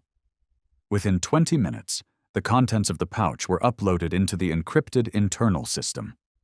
Ilara Wynne dialed the direct line of the military region commander, a man who had fought beside her through 3 major campaigns. I have unpublished evidence regarding the Halden case. There was a long silence. Then a sigh came through. I thought that case was closed. Ilara didn't hesitate. No, people just didn't want it reopened. I'll have to report this to the council. Number, just look at what I sent you. If you still believe in honor, then you'll know what to do. On the floor near the fireplace, Raven sat quietly. No growl, no twitch, just a steady breath. Eyes closed, as if remembering Calla's final look, just before she was dragged from the courtroom. A look that said, without words, if you still believe in truth, go. Find someone who will open the right door at the right time. At 6:02 a.m., the internal command system flashed a priority alert. Immediate suspension of execution order for Mendez Calla. Full case file to be reopened. Officer Vexler placed on temporary leave pending investigation. Ilara received the update instantly. She set the phone down, turned around. Raven was already standing. He didn't wait for the result. All he needed to know was someone had opened the door. Ilara stepped onto the porch, the cold morning wind brushing her hands, but her voice didn't waver. You could stay, but I know you won't. Raven turned and walked through the gate. No one called out. No one followed.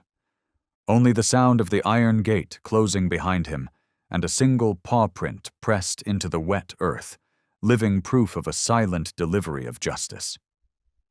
And somewhere, beyond the red-dusted roads, the first light of dawn began to emerge. There was no background music, no applause, just a dog walking away, as if returning the honor of someone who once fell in silence. Westgate Military Detention Facility was no place for the faint of heart. Thick concrete walls over 1/2 meter wide, curved steel roofs molded in solid cast, corridors with no windows, only dull light flickering over cold tile floors where every step echoed like the rattle of an invisible chain. There, Calla Mendez, inmate 021C, was still alive. And that morning she decided not to remain silent anymore. Not with words, not with petitions, but with a chain of actions that would send the entire facility into chaos. 06:34 a.m. Guard report. Inmate 021C refused her meal. 06:51. A supervisor entered the cell to check on her. Calla collapsed, faking unconsciousness. 7:05. As the attending nurse entered with medical gear, Calla suddenly seized the cuff key, triggered the emergency alarm, and shattered the observation glass with her left elbow. No one expected the woman the court once labeled psychologically unstable to count the seconds like a trained operative. The outcome: she was placed in isolation in the sub-basement wing, hands bound, fully cut off from any signal or communication. But for Calla, it wasn't punishment. It was time. Time earned for those still fighting on the outside. A way to remind the system that she still existed, that her voice, her breath, her presence had not yet surrendered to death. In another holding cell, over in the western temporary wing, Remy had just been escorted in after refusing to cooperate during an internal interrogation. He sat on a wooden chair with no backrest, his hands loosely shackled. But his posture remained upright. His eyes stayed fixed on the dusty bars, as if he could somehow see beyond the outer fence of barbed wire. A young soldier stepped in and placed a cup of water on the table. "Do you know what your daughter just did in the main block?" Remy didn't answer right away. He glanced at the cup, then lifted his head. "I know." "Why would she do that? She's on death row." Remy breathed out softly. He didn't smile, but his voice carried a strange warmth. "Because that girl never waited for anything. She was never taught to wait for orders. She only learned one thing: if something is right, you do it, even if you have to go alone." The soldier shook his head and left. Remy closed his eyes. In the darkness behind his eyelids, images returned. Calla as a child, standing at the doorway with a backpack bigger than herself, saying only one sentence: "I don't want to be a hero, I just want to do what's right." Calla had once worn the uniform, but deep down, she was someone who refused to let others decide what was right and wrong for her, even if it meant prison, even if they called her a traitor, even if she had to wait in silence. She had never once let go of her own truth. In the isolation cell, Calla leaned back against the wall. Her hands were cuffed behind her. A dry, cracked wound marked her forehead. She said nothing now.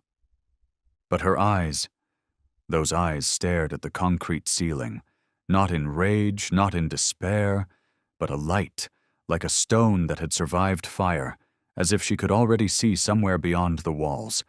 A four-legged creature, carrying a pouch at its side, moving through the mist. She didn't know if Raven had arrived, didn't know if Jace had been captured, didn't know whether her father was still free or already sitting in an interrogation room. But she knew one thing.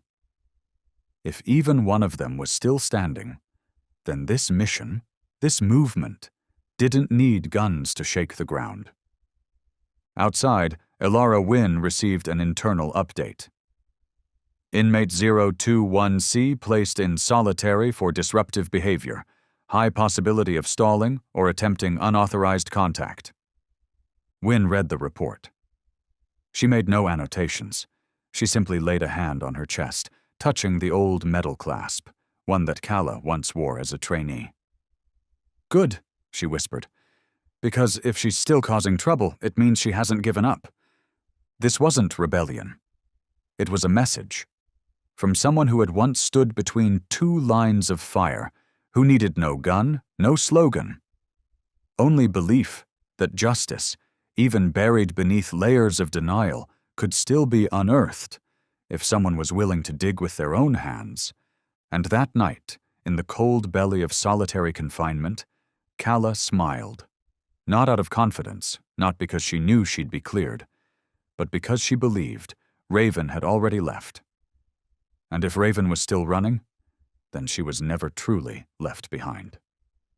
Depot 47 lay on the outskirts of Westridge Base, a steel-clad structure nearly the size of a football field, once used to store outdated military training gear, but in recent years had become an off-the-books location. No official oversight, no inquiries, no access granted, at least until today. Elara Wynn stepped out of the command vehicle at 4:47 a.m. The sky had not yet broken. The air was thick with fog and the constant ringing of calls from Central Command. Behind her moved 7 Special Ops agents, fully armed, clad in matte black tactical gear with no insignia. And walking beside her, not another soldier, but a four-legged figure, dark tag looped around its neck, tail still but eyes sharp as a flare. "Raven." Elara gave the order. "No gunfire unless there's direct threat. Primary target, Vexler. Capture alive. Preserve all evidence." "Understood," the team leader responded. The warehouse door was breached using a remote unlocking device. The screech of rusted steel sliding against metal echoed through the fog, like the dying breath of a secret finally being forced to speak. Inside, it was dark, cold, suffocating. The scent of old metal, machine oil, and something more sinister, like dust soaked in lies, filled the air. Raven needed no command. He slipped through the narrow corridor, past shelves cluttered with empty shell casings, wire coils, old armor vests, storage bins, and forgotten fragments of operations long buried. The air carried both past and present. Blood, sweat, the decaying trace of someone who thought time could erase murder. "Split formation," Elara ordered. Jace moved left with 3 others. Serena, carrying the signal tracker, led the right flank. Elara held the center. Raven didn't belong to any formation. He followed only instinct. An instinct not taught in manuals but etched deep into memory. At the turn behind the shelves stacked with riot gear, Raven suddenly stopped. His ears stood erect. His eyes locked onto a spot on the concrete floor. There were no obvious clues. Only a faint crack, barely visible, like someone had tried to clean hastily but still left behind the trace of something that could never truly be buried. Raven let out a soft hiss.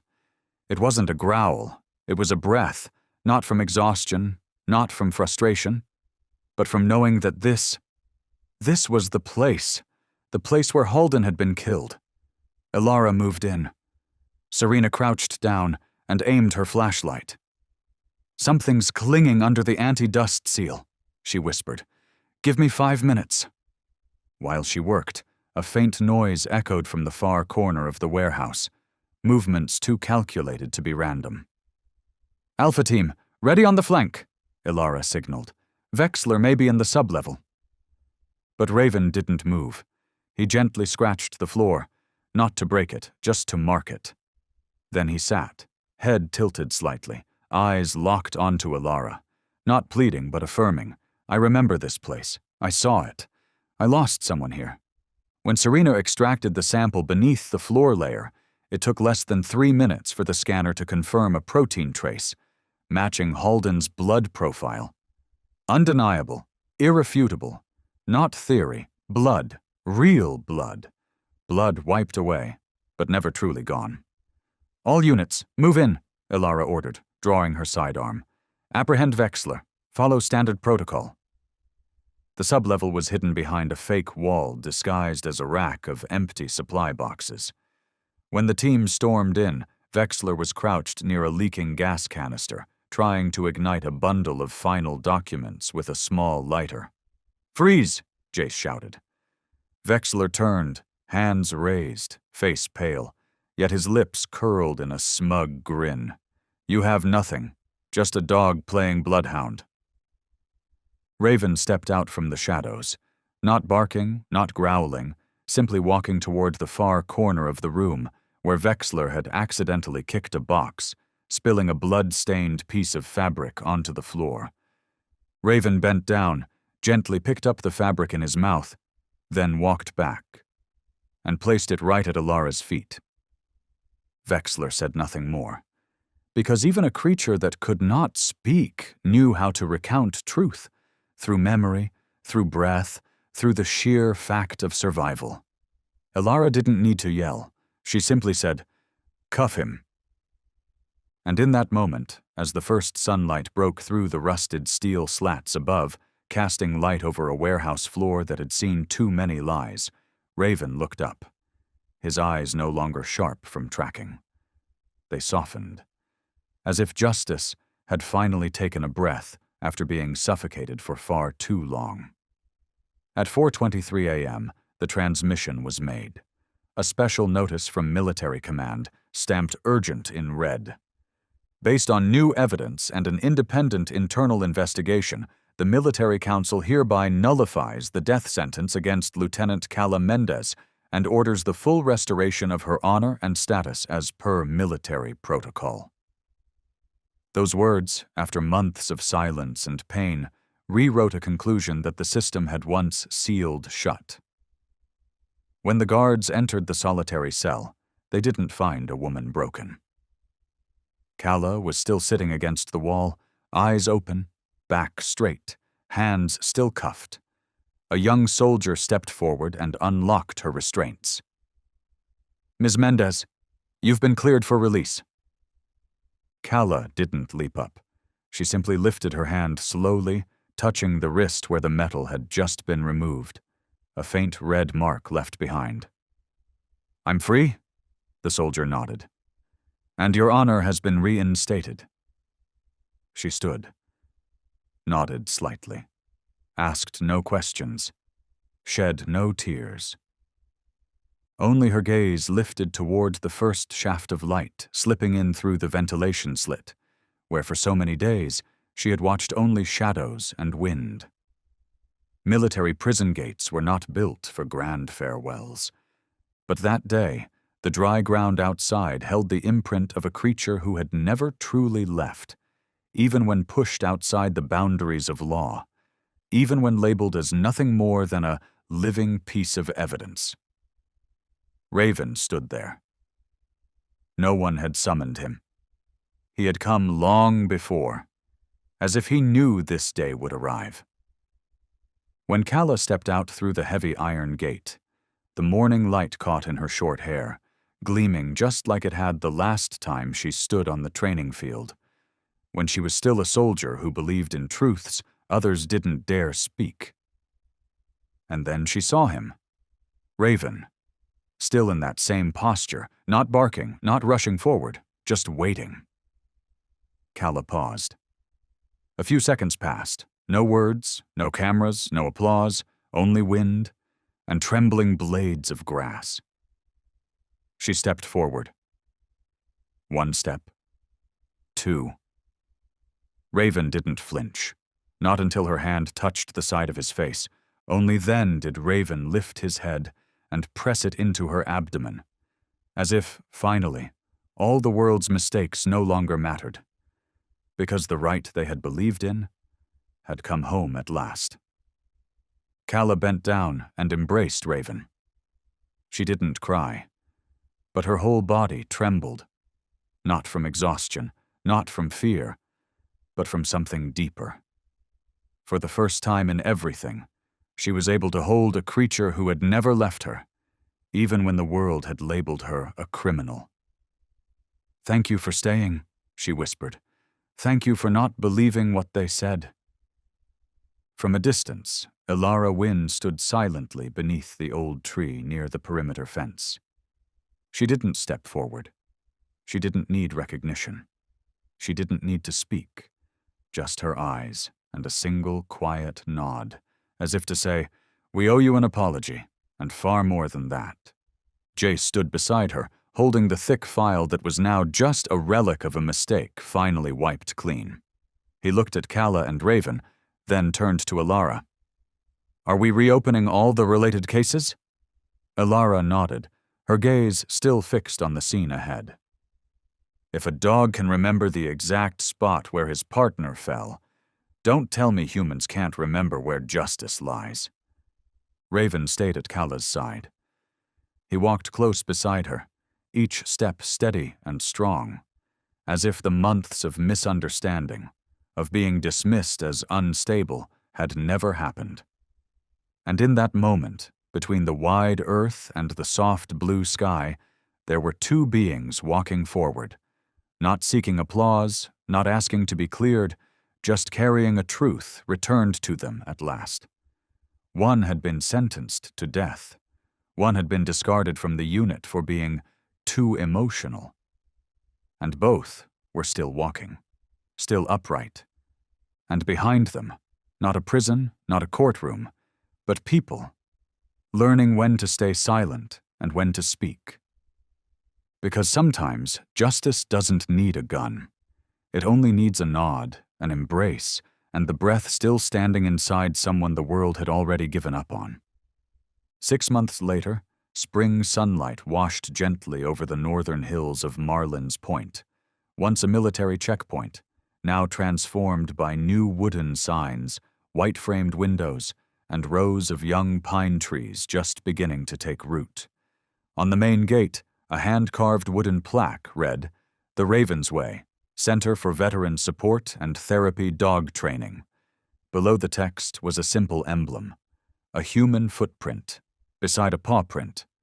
Calla stepped onto the wooden stage before a crowd of over 100, veterans, volunteers, young trainees, and those who had once walked the battlefield beside her.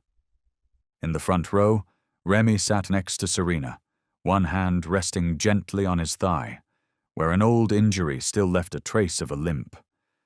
To his right, Jace stood with arms folded in the same worn-out suit, but with a face no longer shadowed by doubt. At the center of the field, Raven lay quietly beside a long grass mat prepared for the special trainees, the therapy dogs in training. He remained silent, as always, but his eyes, that same steady gaze, had never changed. Calla wore a simple shirt. Her hair was cropped to a practical length. Her back was as straight as the day she first entered military training. Her voice wasn't loud, but clear. Each word, each pause, filled the space that for years she had been denied. "I used to think the truth only got heard when you shouted loud enough or held enough power to speak. But I was wrong." She turned toward Raven. "Truth doesn't come from a gun or from those at the top. Truth comes from eyes that never look away, from a creature that can't lie and doesn't know how to give up." Applause erupted, but Calla didn't stop. This center wasn't built from grand funding. It was built from what was left behind, of a journey that I and many here will never forget. She paused, then added, "And it won't end with our generation. Truth doesn't die. It only needs someone willing to keep holding it." After the speech, Calla stepped down from the wooden platform and walked to the center of the field, where a basket held 3 small puppies, recently rescued from an illegal breeding operation. She knelt, gently lifting one of the pups, its fur a soft ash gray, eyes still wide with wonder, but legs already stretching towards the light. Calla pressed the puppy to her chest. From a distance, Raven rose to his feet and slowly walked over. He touched his nose gently to the little pup's paw. Not a growl, not a single trace of warning, just a quiet acknowledgement. This was a new life, worthy of trust. Calla smiled. "His name will be Honor." Raven returned to his place, lying down with his head resting against Calla's leg, as if the world had just settled back into its rightful place. A few young trainees approached and softly placed their hands on Raven, whispering as if speaking to someone who had once saved their lives. A little girl, no older than 9, the daughter of a veteran living with PTSD, leaned in close to Calla and asked, "Does she know she's a hero?" Calla bent down, gently stroking the girl's hair. "Number Raven doesn't need to know, because Raven didn't do it to be called a hero. Raven just never left anyone behind." Elara Wynn arrived late, not in uniform, but in a long coat and wide-brimmed hat. She stood quietly at the edge of the lawn, holding an old, folded letter, Calla's letter before the trial, the one no one ever dared to read out loud. She didn't read it today, either. Instead, she placed it inside the first commemorative frame of the center, right beside Raven's old collar, the name tag worn and scratched, but still etched clearly. "Raven, Unit 47, forward until truth." That was where it all began. A dog who never turned back, a girl who never bowed, a false accusation, and a world that finally learned to listen again, not through voices, but through those who didn't need words. At the end of the ceremony, as sunlight covered the entire lawn, Raven dozed lightly beside Calla. Honor, the puppy, lay curled in her arms, fast asleep. No applause, no fireworks, only silence and belief that truth, from now on, would never again be left behind.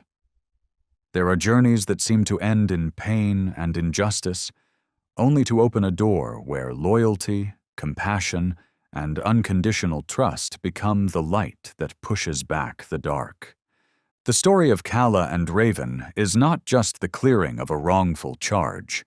It's proof that sometimes an understanding gaze speaks louder than 1,000 defenses. In a world as chaotic as ours, dogs, especially German shepherds, still carry the very qualities humanity often forgets: unwavering loyalty, instinctive intelligence, and the ability to sense what is right, even if no one taught them how to tell the difference. Raven could not speak, but Raven did speak, through instinct, through memory, and through a refusal to look away from injustice. The Raven's Way isn't just a therapy center. It is a symbol of a generation rising from loss, daring to believe in goodness even after betrayal. And there, a puppy named Honor will grow up, carrying the torch of those four-legged guardians, kindling hope for those who once thought it had gone out. Because truth can be denied, but trust, when sown with love, will never be lost. In the heart of a snowstorm, where no path remained and hope was fading, a mute little girl lay bound and silent inside a rotting cabin, forgotten by the world. But the storm wasn't the scariest part. As her heartbeat grew faint, a dark figure emerged from the forest's edge. Not a person, but a German shepherd long believed to be dead. No one knew why he returned. No one taught him to find her. But he came, right on time. And that journey was only the beginning. Do you believe a dog can carry a child back to the world? The wind slipped through the pines as if flipping through the pages of an old memory. At the peak of Black Ridge Mountain, where the boundary between sky and earth faded into a white so endless it felt like silence itself, once stood a haven for trappers. Now it was nothing more than ruins, swallowed by time and winter alike. Fog clung to the thick snow like a mourning shroud, stretching infinitely. The sky refused to tell if it was morning or dusk, just a sullen, breathless gray, as though even the sun had lost its way in the storm. Tucked deep within the forest, a crooked wooden cabin cowered beneath the weight of snow. Its roof sagged, beams rotted, the windows were sealed with torn canvas and rusted wire. No road led here anymore, no tire tracks, no footprints, not a trace of human presence in years. But inside, right in the heart of the storm, there was still something alive. Barely. A small soul, curled into the coldest corner of the half-buried shack. Ivy. She was 9 years old. Her tangled hair was stiff with frost. Her cheeks were puffed from the cold, lips cracked and blue. She lay curled on her side, her head pressed to flaking wood panels, wrists bound tightly with coarse rope that had chewed through her skin. Her pale skin was nearly translucent, every vein beneath it trembling with the slow pulse of survival. No sound, no crying, no plea, because Ivy had never known how to speak. She had been mute since birth, a constant silence in a world that never quieted. But today, in the bone-biting cold, that silence felt more like a farewell. If not for the faint light trickling through a crack in the wall and the quiet insistence of a still-beating heart, Ivy might have slipped from this world like a shadow never cast. The rotting cabin had once been a ranger outpost in the 1970s, long abandoned, left off local maps, unseen by satellites. the perfect place to hide something, or someone, meant to be forgotten. And Ivy, in the cruelest of twists, had been thrown there like an item no one ever meant to reclaim. She no longer knew how long she'd been there. Time wasn't counted by sun or clock anymore. It was measured in slowing heartbeats and breaths that turned to fog before disappearing. Through a crack in the roof, snow drifted in like ash, dusting her hair. Sometimes her eyes opened, watching the flakes hover in mid-air, then closed again, too tired to even keep hoping. Outside, the storm was no longer falling. It was crashing. Snow slammed down, whirling and sweeping through the trees as if to erase every trace of the world. The wind didn't howl. It roared, like some ancient beast awakened from a 4,000-year slumber. Yet even that storm could not rattle the dead cabin, or the girl fading deeper into perfect stillness. Ivy could no longer feel her legs. Even the ropes stopped hurting. They had become part of her skin. Hunger was long gone. Now came the cold, sliding into her spine, reaching her temples, then crawling back to her chest. The only thing left was her gaze. Clouded, unfocused, but still turned toward the door, as if waiting for someone or something. She didn't know the name of the person who left her here. Didn't know why. All she remembered was the frightened look of another child, right before being pulled from the vehicle, a broken sound, then darkness, then cold, then alone. In the corner, the rope gently creaked as Ivy tried to curl tighter. Not to escape, but to hold on to what warmth her own body could still give. Maybe, somewhere in these mountains, someone was looking for her. Maybe she would wake up, and it would all be a dream. But each time she opened her eyes, the cold stole a little more hope. No sound came from outside. Only the blade-like rasp of wind slicing through pine and the soft groan of old beams, the breath of a cabin about to break. No one knew Ivy was there. No one remembered the girl who once sat in the back seat clutching a backpack with an angel missing one wing. And then, silence. All that remained was the slow, fragile rhythm of a child's heart, trying not to vanish into snow. But just then, from deep within the wind, something shifted.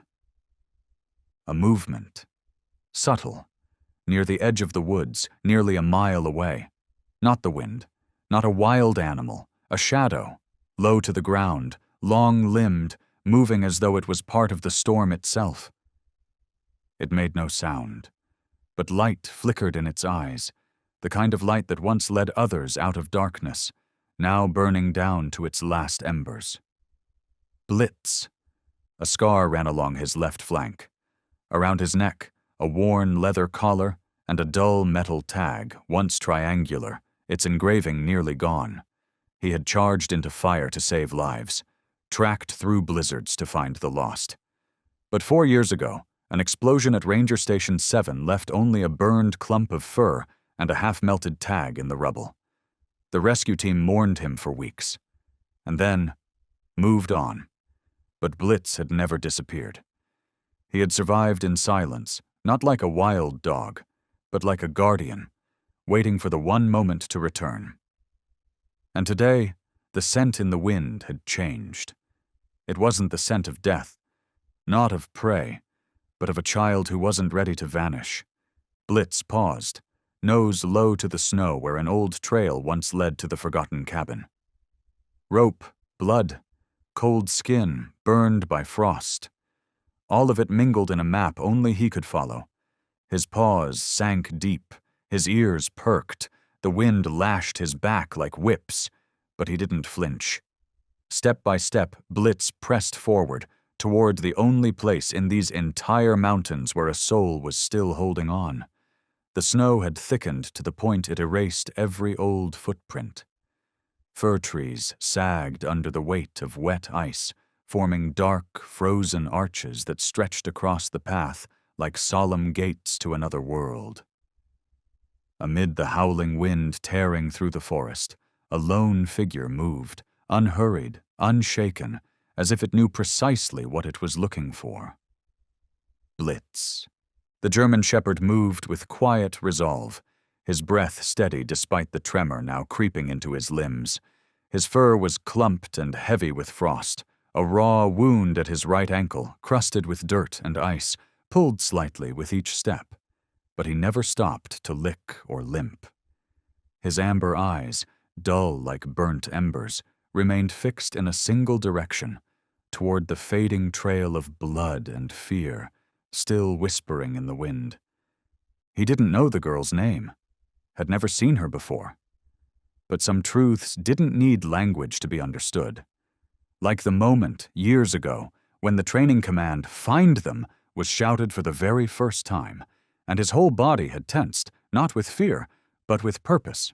4 years back, during the wildfire at the edge of Black Ridge Forest, Blitz had been part of the search team, the only dog capable of charging through fire to reach the restricted zone. He had dragged a pinned-down ranger out from beneath a burning roof beam. That day, he hadn't just saved a life. He'd become a symbol of the team, a symbol that never needed applause, never asked for medals, but the explosion that followed, a blast that tore the forest's lungs wide open, took away his handler, Seth. All they found of Seth were fragments, and a scorched collar they believed belonged to Blitz. No one kept searching, because who would believe a dog could survive a cabin detonation? But Blitz had survived.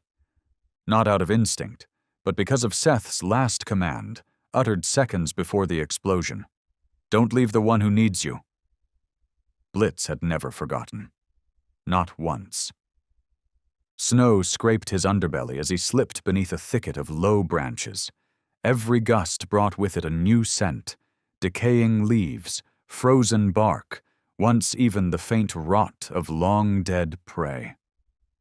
But tonight was different.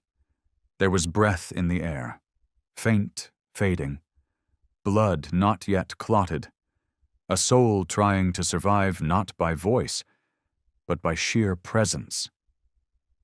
It stirred something old inside him, a memory of his first day at the training compound, fences, chains, clipped commands, and Seth, the man who never yelled, only signaled with his eyes and hands. Blitz hadn't understood people then, but Seth had never needed Blitz to understand, only to trust. And Blitz had trusted, all the way to that final blast. A sharp gust tore through the trees. A brittle branch snapped ahead. Blitz didn't flinch. He moved toward it, front paw slipping briefly on slick rock. The smell of metal, diluted, bloody, hung in the air. Close, very close, just ahead, a warmer pocket of air, a sign of life. But not deer, not fox, not wolf. Blitz's breath grew heavier, not from exhaustion but from anticipation. The feeling returned, the same one he'd felt when crawling beneath the twisted metal of a collapsed gas station to pull out a boy pinned by debris. The same as when he'd gently bit down on the sleeve of a girl trapped in a flooding truck. This moment felt just like that. No guidance, no commands, just that breath, still faintly present. The cabin began to emerge through the storm. Its roof had collapsed on one side. The wooden walls were gray with rot, the door sagging like it no longer believed in hinges. Blitz stopped at the entrance. His nose brushed against splintered wood, aged, yes, but beneath it, something newer, sharper. Fear. He nudged the door open with his head, gently, silently. The wind swept in behind him, sending ash-gray dust into the air. Inside was colder than the storm outside. But Blitz did not retreat. He stepped in like one returning to a place he had once belonged. His eyes scanned the shadows. And then he saw her. Curled near the far wall, motionless, hands bound, hair matted across her pale face, lips drained of all color. Ivy. Blitz didn't bark, didn't growl. He just stood there, watching, then slowly stepped forward. Her breath brushed his snout, shallow, fading, but still there. Blitz lowered himself. His nose touched the rope, then his teeth, bared not to harm, but to do what he'd once been trained to do. Bite precisely, release gently, hurt nothing. The rope was stiff, frozen like stone, but Blitz kept at it, adjusting his angle, applying pressure, tilting his jaw, once, twice, then a soft crack. The rope gave way, uncoiling and dropping to the floor. Ivy collapsed forward, but Blitz caught her with his shoulder. She didn't open her eyes, but one trembling hand reached out, fingers brushing against his fur, as if, in some fragile corner of her fading consciousness, she knew someone was there for her. Blitz lowered his head, took the hem of her coat gently between his teeth, and tugged. Then he turned, bent low, positioned her across his back the way he had once carried rescue dummies in training. Her small frame wasn't heavy, but it was soaked, cold, and slippery. Blitz pressed his neck upward to brace her in place. He turned toward the door. No hesitation. No waiting. Once more, just like 4 years ago, Blitz stepped into the snowstorm, not to survive, but to save a soul who hadn't been given permission to disappear. Snow kept falling, thick, unrelenting, like a silver blanket smothering every branch, every path, every crack in the frozen earth.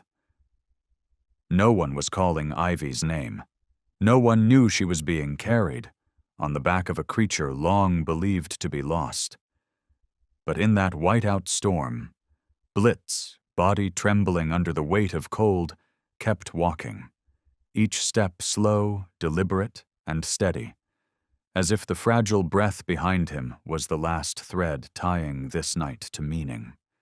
The wind slashed across his face, stinging his frost-red eyes. His fur, once thick and warm, now clung to his skin, clumped with snow and blood. His shoulder, where Ivy's head rested, had gone numb. She was feather light, not a burden in weight, but in truth, because Blitz knew, if he faltered, if he dropped even a single knee, the life trembling against his spine might vanish before the next heartbeat. But Blitz didn't wait for encouragement. He never needed a push from behind. Since losing Seth, since the search and rescue team stopped calling his name, he had learned to become the last watchman, the one who didn't ask for light, only needed darkness to know where someone was still trapped inside. He veered off the main slope, onto an old path sloping gently downward, sheltered by fir trees. The wind softened there, but the snow deepened, rising to his belly.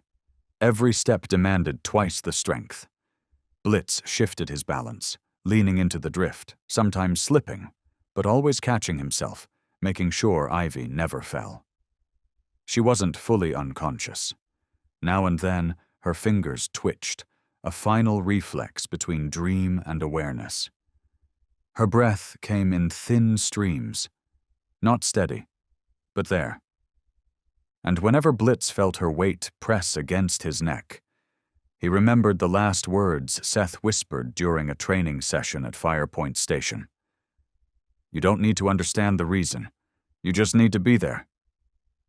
From those days on, Blitz had known. He wasn't born to be just a dog. He was a keeper of borders, a creature meant to go where humans wouldn't, not because he was fearless, but because he didn't wait for permission to do what was right. The storm had entered its 4th hour. Temperatures dropped. Blitz's breath vanished the moment it left his nose. His ears sagged from frost. His back legs trembled in intervals, but he never missed a step. There was no longer any scent of people. No one else was near. Only the faintest, most elusive scent remained. Hope. And Blitz, the one believed dead, was the only soul left who could still smell it. At one point, his hind leg plunged into a hidden snow hollow, nearly 1/2 meter deep.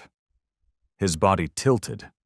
Ivy slid left, nearly falling, but Blitz twisted, caught her jacket hem in his jaws, and pulled her back to center. His breath was ragged now, his heart pounded.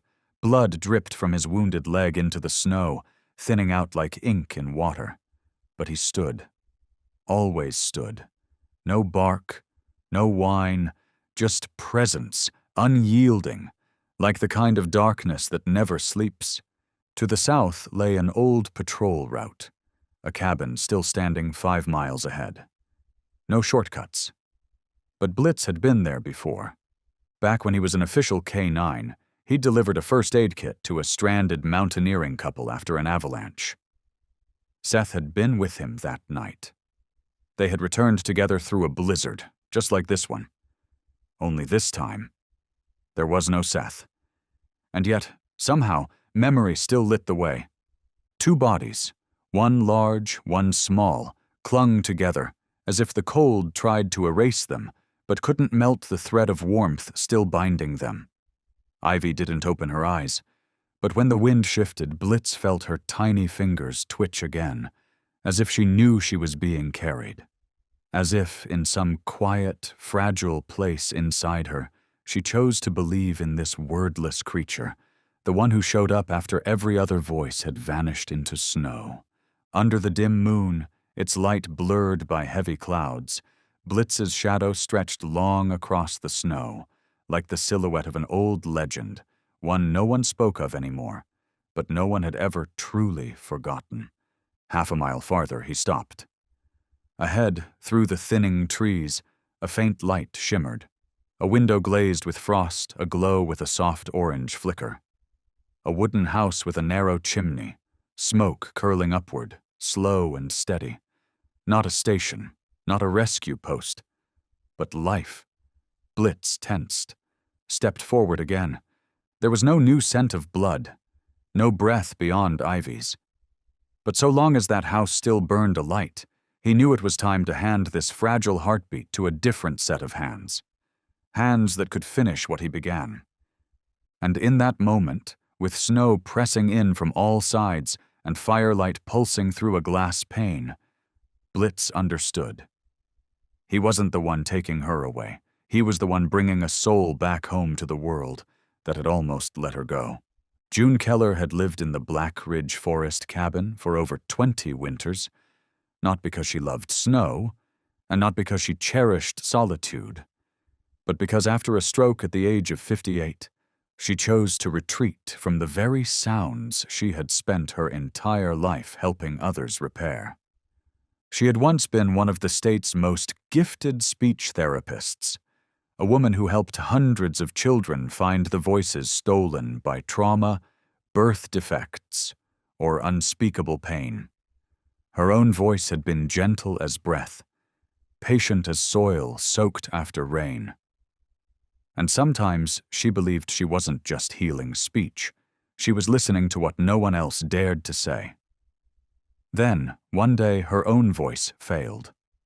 A fall on a rain-soaked night caused mild damage to a part of her brain, not enough to leave her in a coma, but enough to scramble the very sound she used to recite flawlessly. She tried to fix herself for years, but the flow never returned. Eventually, she closed her clinic, packed up her life, and moved into the forest, bringing only an old radio, a few books, and a wooden box filled with cassette tapes, the ones children had made for her, calling her the first person who understood me. That morning, before dawn had even split the horizon, snow was already falling heavy and fast. June was stirring vegetable soup in the kitchen. The smell of carrots, dill, and onions curled into the steam rising from her old clay pot, a pot her late husband had bought at the final town market before he passed from throat cancer. June had never remarried. No one called anymore. The landline was for medical emergencies only. Signal was patchy, but enough, when it truly mattered. The wind slammed against the window pane. Lights in the kitchen flickered. And then, a sound, very faint. Claws on wood, not frantic, not hurried. but the kind of knock made by something that had come from very far away and only tapped when it truly mattered. June turned. She had no dog, no cat, and no visitors. Out here, the only knocks came from rangers, and even they rarely bothered in winter. But when she opened the door, the breath caught in her chest before the cold ever reached it. A dog stood there, not a stray, not a threat, but a creature with eyes shaped by purpose. And on its back, a child. June dropped to her knees. The reflexes of a life she thought she'd left behind sparked to the surface. She reached for the girl, gently, as if too much pressure might cause her to shatter. The child's eyes were closed, her lips pale, wrists bloodied, her entire body trembling not from sleep, but because it had crossed the edge of endurance. "Oh, dear God," June whispered, though only she could hear herself. The dog, Blitz, stepped inside. Quietly. He lay down next to the girl, never once looking away. June placed the child on the bench near the fireplace. The fire had already been lit, but she fed it more wood with trembling hands, pulled a blanket over the girl, then gently wrapped warm towels around her hands. She poured a glass of electrolyte water, slipped a soft straw to the girl's lips, but there was no reaction. The rope burns on her wrists were deep, dark. This was no accident, no case of being lost in the woods. And when June lifted her coat slightly, just beneath her left rib cage was a bruise. Circular, small as a fingertip, almost black. It looked like someone had injected or pierced something there, again and again. June froze. She had seen children who'd been beaten, children abandoned. But this girl, even without speaking, was different.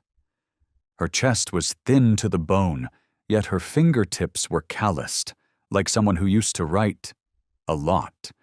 At the nape of her neck, a faint surgical scar, precise, clean, the kind left only by professional hands. Blitz still lay quietly beside them. He didn't growl, didn't move in. But his eyes, tense as a drawn string, seemed to say, "I didn't bring the wrong one. Look again." June lifted her gaze. Her eyes met Blitz's. And in that instant, something shifted. Not a sound, not a word, but a signal, as clear as the firelight flickering behind them. This girl didn't just need to be rescued. She had been delivered. June began dressing the wounds. Fresh towels, ointments, warm oils rubbed gently into the child's hands and feet. And then, June sat down across from her, her head bowed forward. Fingers curled over the old wooden table's edge. The fire crackled behind her. In her mind, the voices of children she had once helped flickered back. Fragments of words, scattered like broken glass. Each voice had once carried a wound. And from somewhere in that long-forgotten chorus, a single question rose, unspoken, but piercingly clear. The kind that arrived only when something wordless was finally ready to be heard. This girl, who was she trying to call? When Ivy opened her eyes, the first thing she saw was the soft flicker of flame, a small fire in the hearth to her right, burning steady and quiet. Warmth soaked slowly into her skin, but her shoulders remained tense, curled tight by reflex. Her hands clutched the blanket, and her eyes opened wide, so wide, searching not for light, but for sound. There was none. Outside, the wind had calmed. Snow had stopped falling.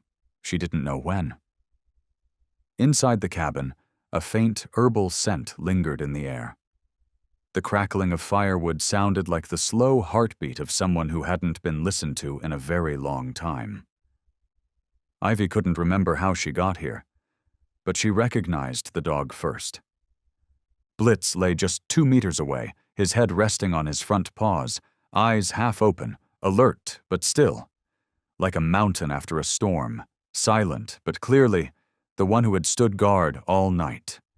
Ivy sat up slowly. Her body ached. Her arms moved weakly. Red marks still circled her wrists. She scanned the room. Rough wooden walls, a faded bookshelf, a worn-out rug, and an older woman with gray hair, seated quietly by the window, watching her without blinking. June Keller didn't move closer. She set a small tray on the table, warm water, thin pear slices, and a notebook. No words, no questions, just presence. Then she sat down again, keeping a respectful distance. Not close enough to startle the girl, but near enough for Ivy to know she wasn't alone. Ivy didn't touch the food. She didn't look at Blitz. She didn't speak, not because she wouldn't, but because she couldn't. June saw it immediately. She had known many children who couldn't speak, but Ivy was different.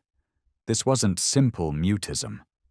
This was silence that had been forced to take root, buried deep into her muscles as a form of survival.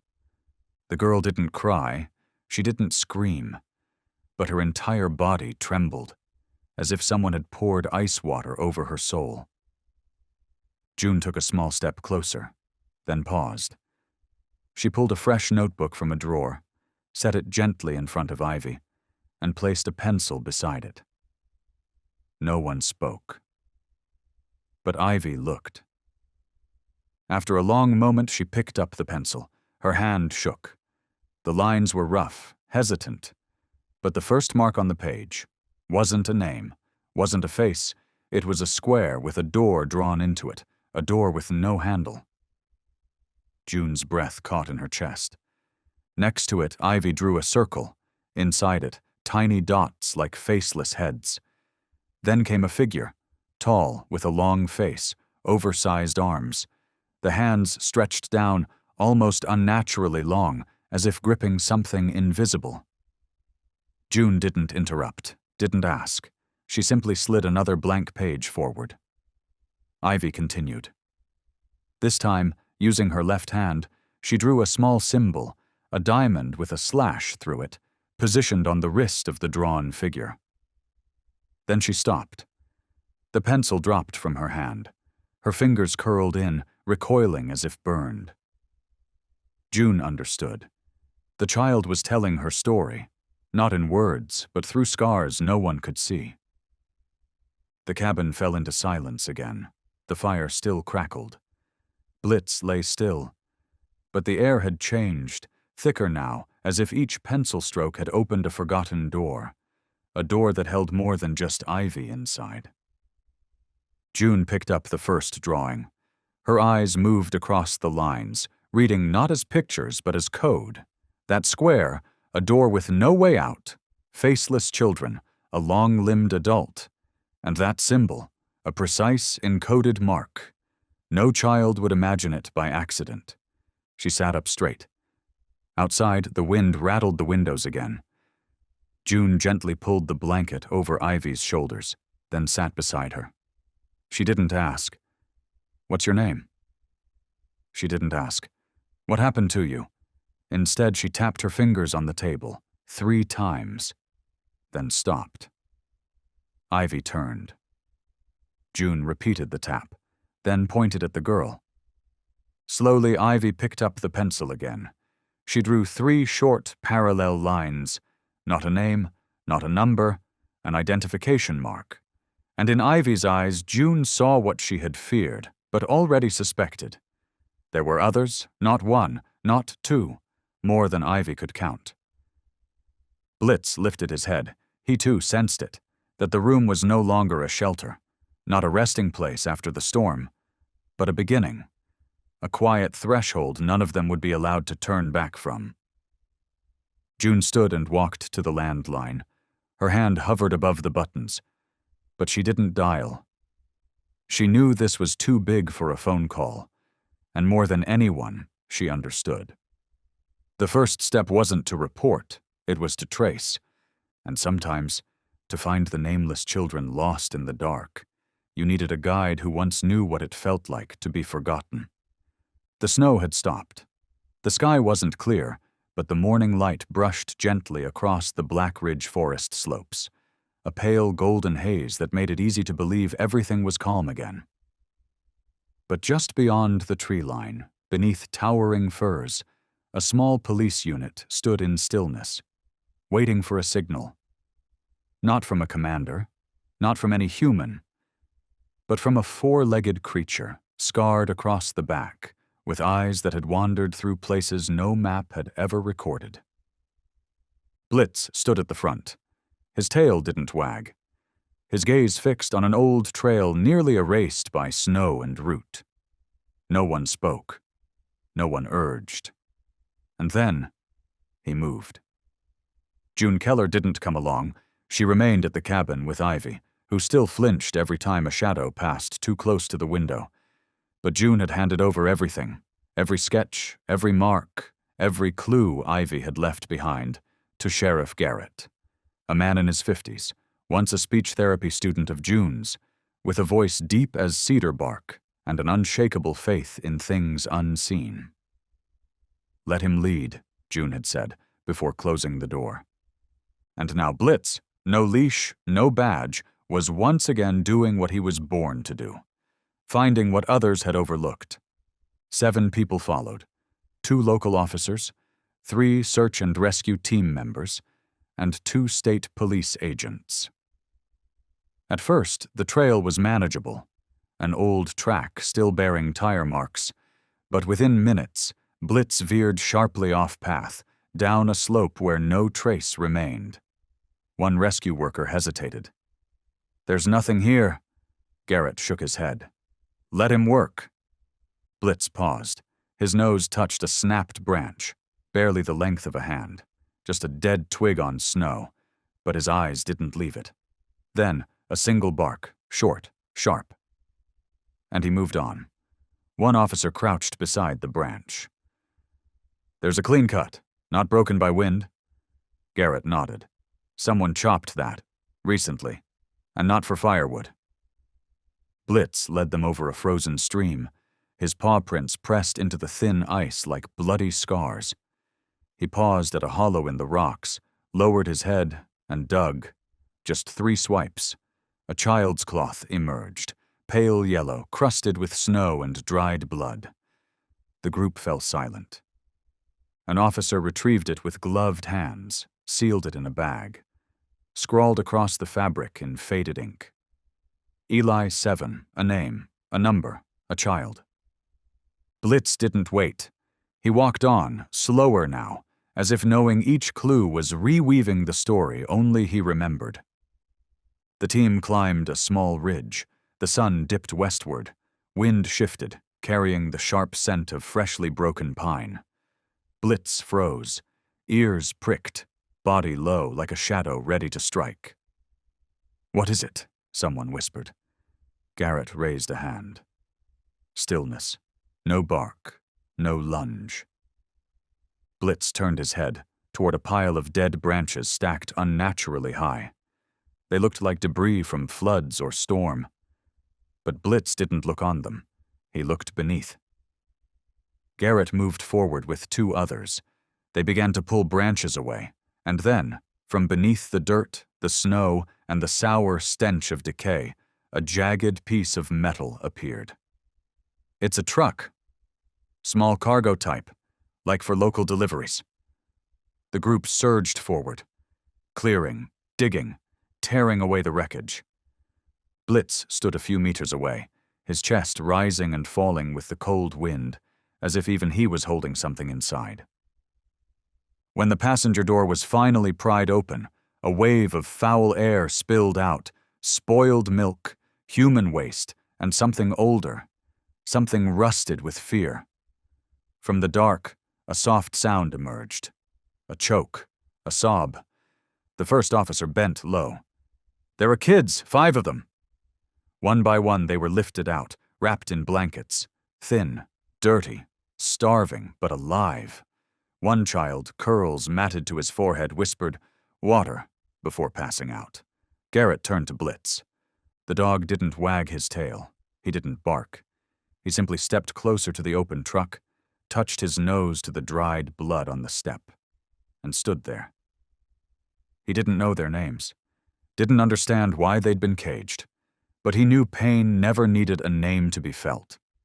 Blitz backed away, sat down, and for the first time since the journey began, he raised his head and looked to the sky. No howling, no cry, only silence, the kind that settles when a soul returns just in time to stop another from being forgotten. News of the 5 children found in a truck buried beneath dead branches spread like fire on a mountain wind.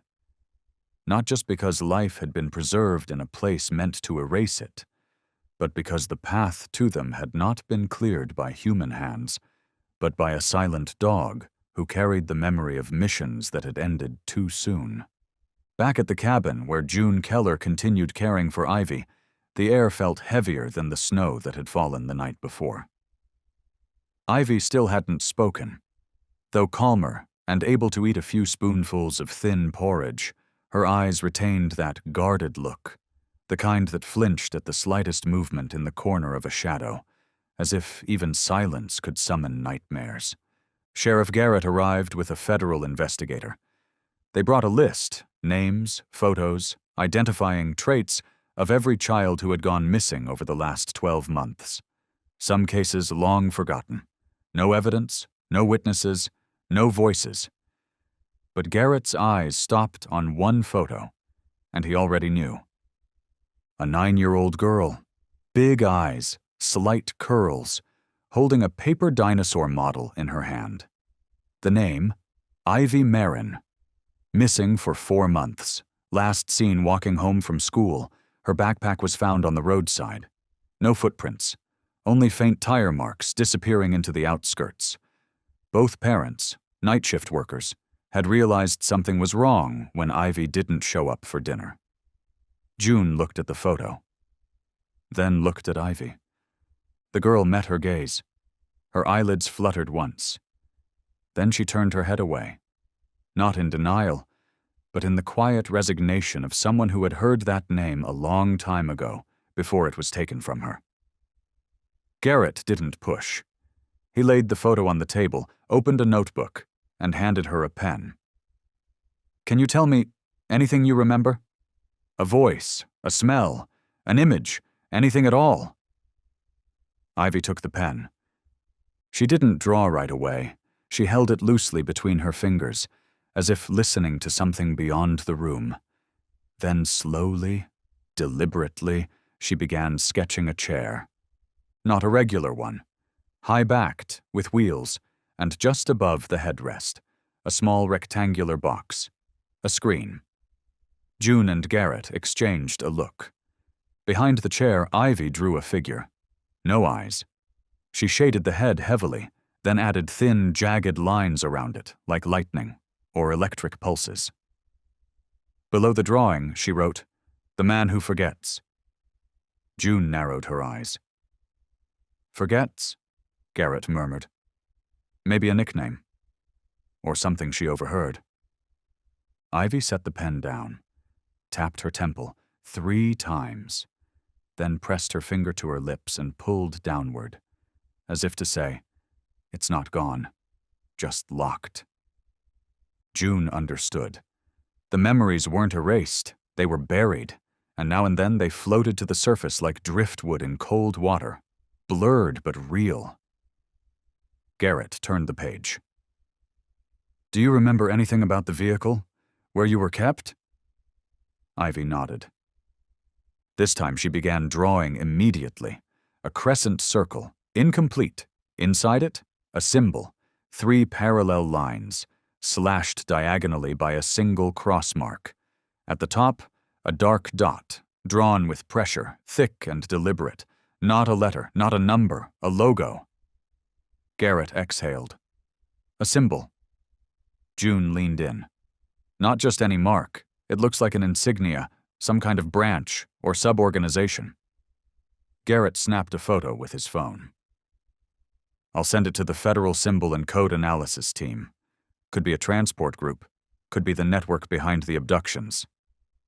Ivy stayed quiet, pen still in hand, but her eyes had shifted, less guarded now, as if sifting through the fog of memory, knowing full well the pain it might uncover. Garrett bent closer, voice low. "You've done really well." Blitz stepped forward, settled beside her, his head tilted, nose brushing gently against Ivy's knee. And then Ivy drew one final shape. A dog, no detail, just a curve of the back, 4 solid legs, ears upright. Then she drew a line, an arrow, from the strange symbol to the dog. June froze. It wasn't just memory. It wasn't just association. There was a chance. They had seen Blitz before they were separated. That morning, the sunlight never pierced through the heavy clouds. But light still found its way into the cabin. Not sharp, not brilliant, but soft, like a hand gently pulling back the blanket from a wound that hadn't fully healed. There were no sirens, no raised voices, just the slow rhythm of life, something none of the 3 beings in that house had ever dared to believe they'd feel again. Blitz lay by the hearth, his head resting on crossed paws, ears twitching now and then at the crackle of firewood. His fur had been brushed, his wounds cleaned and dressed with June's homemade ointment, a mixture of mint and honey. Each morning she warmed a pot of herbal water, soaked a cloth, and laid it gently across his left shoulder, where the old burn scar still made him limp when climbing hills. Ivy sat at the wooden table, a notebook open wide before her. The pencil in her hand moved constantly. But today, the drawings weren't trucks, locked doors, or strange symbols. Today, it was a little house with a twisted chimney, a drooping golden maple by the porch, and a creature with pointed ears asleep on the front steps. From across the room, June watched silently, stirring a bowl of oatmeal. She didn't call out, didn't intrude.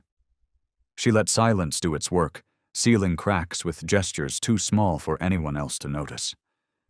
Blitz suddenly lifted his head and walked toward Ivy. He stopped beside her chair, tilted his head, and looked down at her drawing. Then, without a cue, he touched the back of her hand with his nose. The pencil fell from her fingers. And then, without warning, Ivy smiled.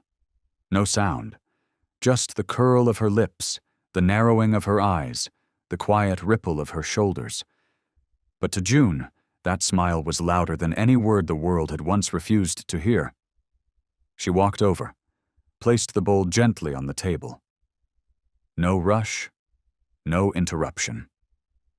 Ivy picked up her pencil again and added one last detail beneath the little house. 3 tiny dots, side by side. No explanation. None needed. It was how she signed the things she wasn't yet ready to call family. That day passed like a winter dream, with no line between loss and hope. June told stories in a steady voice, never too loud, never trying too hard. Each story carried the same thread. Creatures that had once been left behind. A cat who returned home after 8 years. A boy lost in the woods who found his way back by remembering his mother's clock chime. A peeling wooden door that always opened for its owner, even when buried under snow. Ivy listened. Her eyes followed Blitz's pause as he shifted position. Sometimes she smiled, sometimes she nodded, as if she'd known him longer than time could account for. Blitz, too, had changed. He no longer flinched when June opened the cupboard, no longer hid under chairs when metal scraped pot. Every night now, he lay beneath Ivy's bed, eyes half closed, ears always tuned. Every time she stirred, he lifted his head to check, then settled again. June witnessed all of this in silence, no labels, no definitions.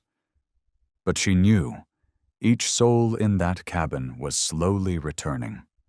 Not through compensation, but through the simple act of being allowed to wait. Because not every roof is a home, not every person is safety. But if there is a place that waits for you to return, no matter how long it takes, then that place is your first true home. That evening, as Ivy drew again, this time 3 sets of footprints beneath the shadow of a tree, June placed a note beside the sketch. On it, she had written, "You can stay here as long as you want." Ivy didn't respond. She simply nodded and pulled the note closer, nestling it beside her drawing.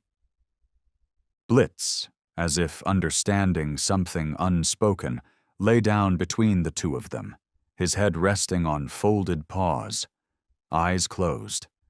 Not as a survivor, not as a sentry, but as a creature who had finally found a place where he could sleep without needing to guard anything. The morning began with a nameless message slipped under the cabin door. No postmark, no delivery trace, just a cream-colored envelope, typed in hard, rigid font. "Stop talking. Not your fight. Or it will be."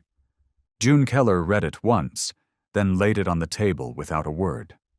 But her hand, once steady as she cradled teacups, trembled ever so slightly. Blitz had already raised his head the moment the envelope was opened.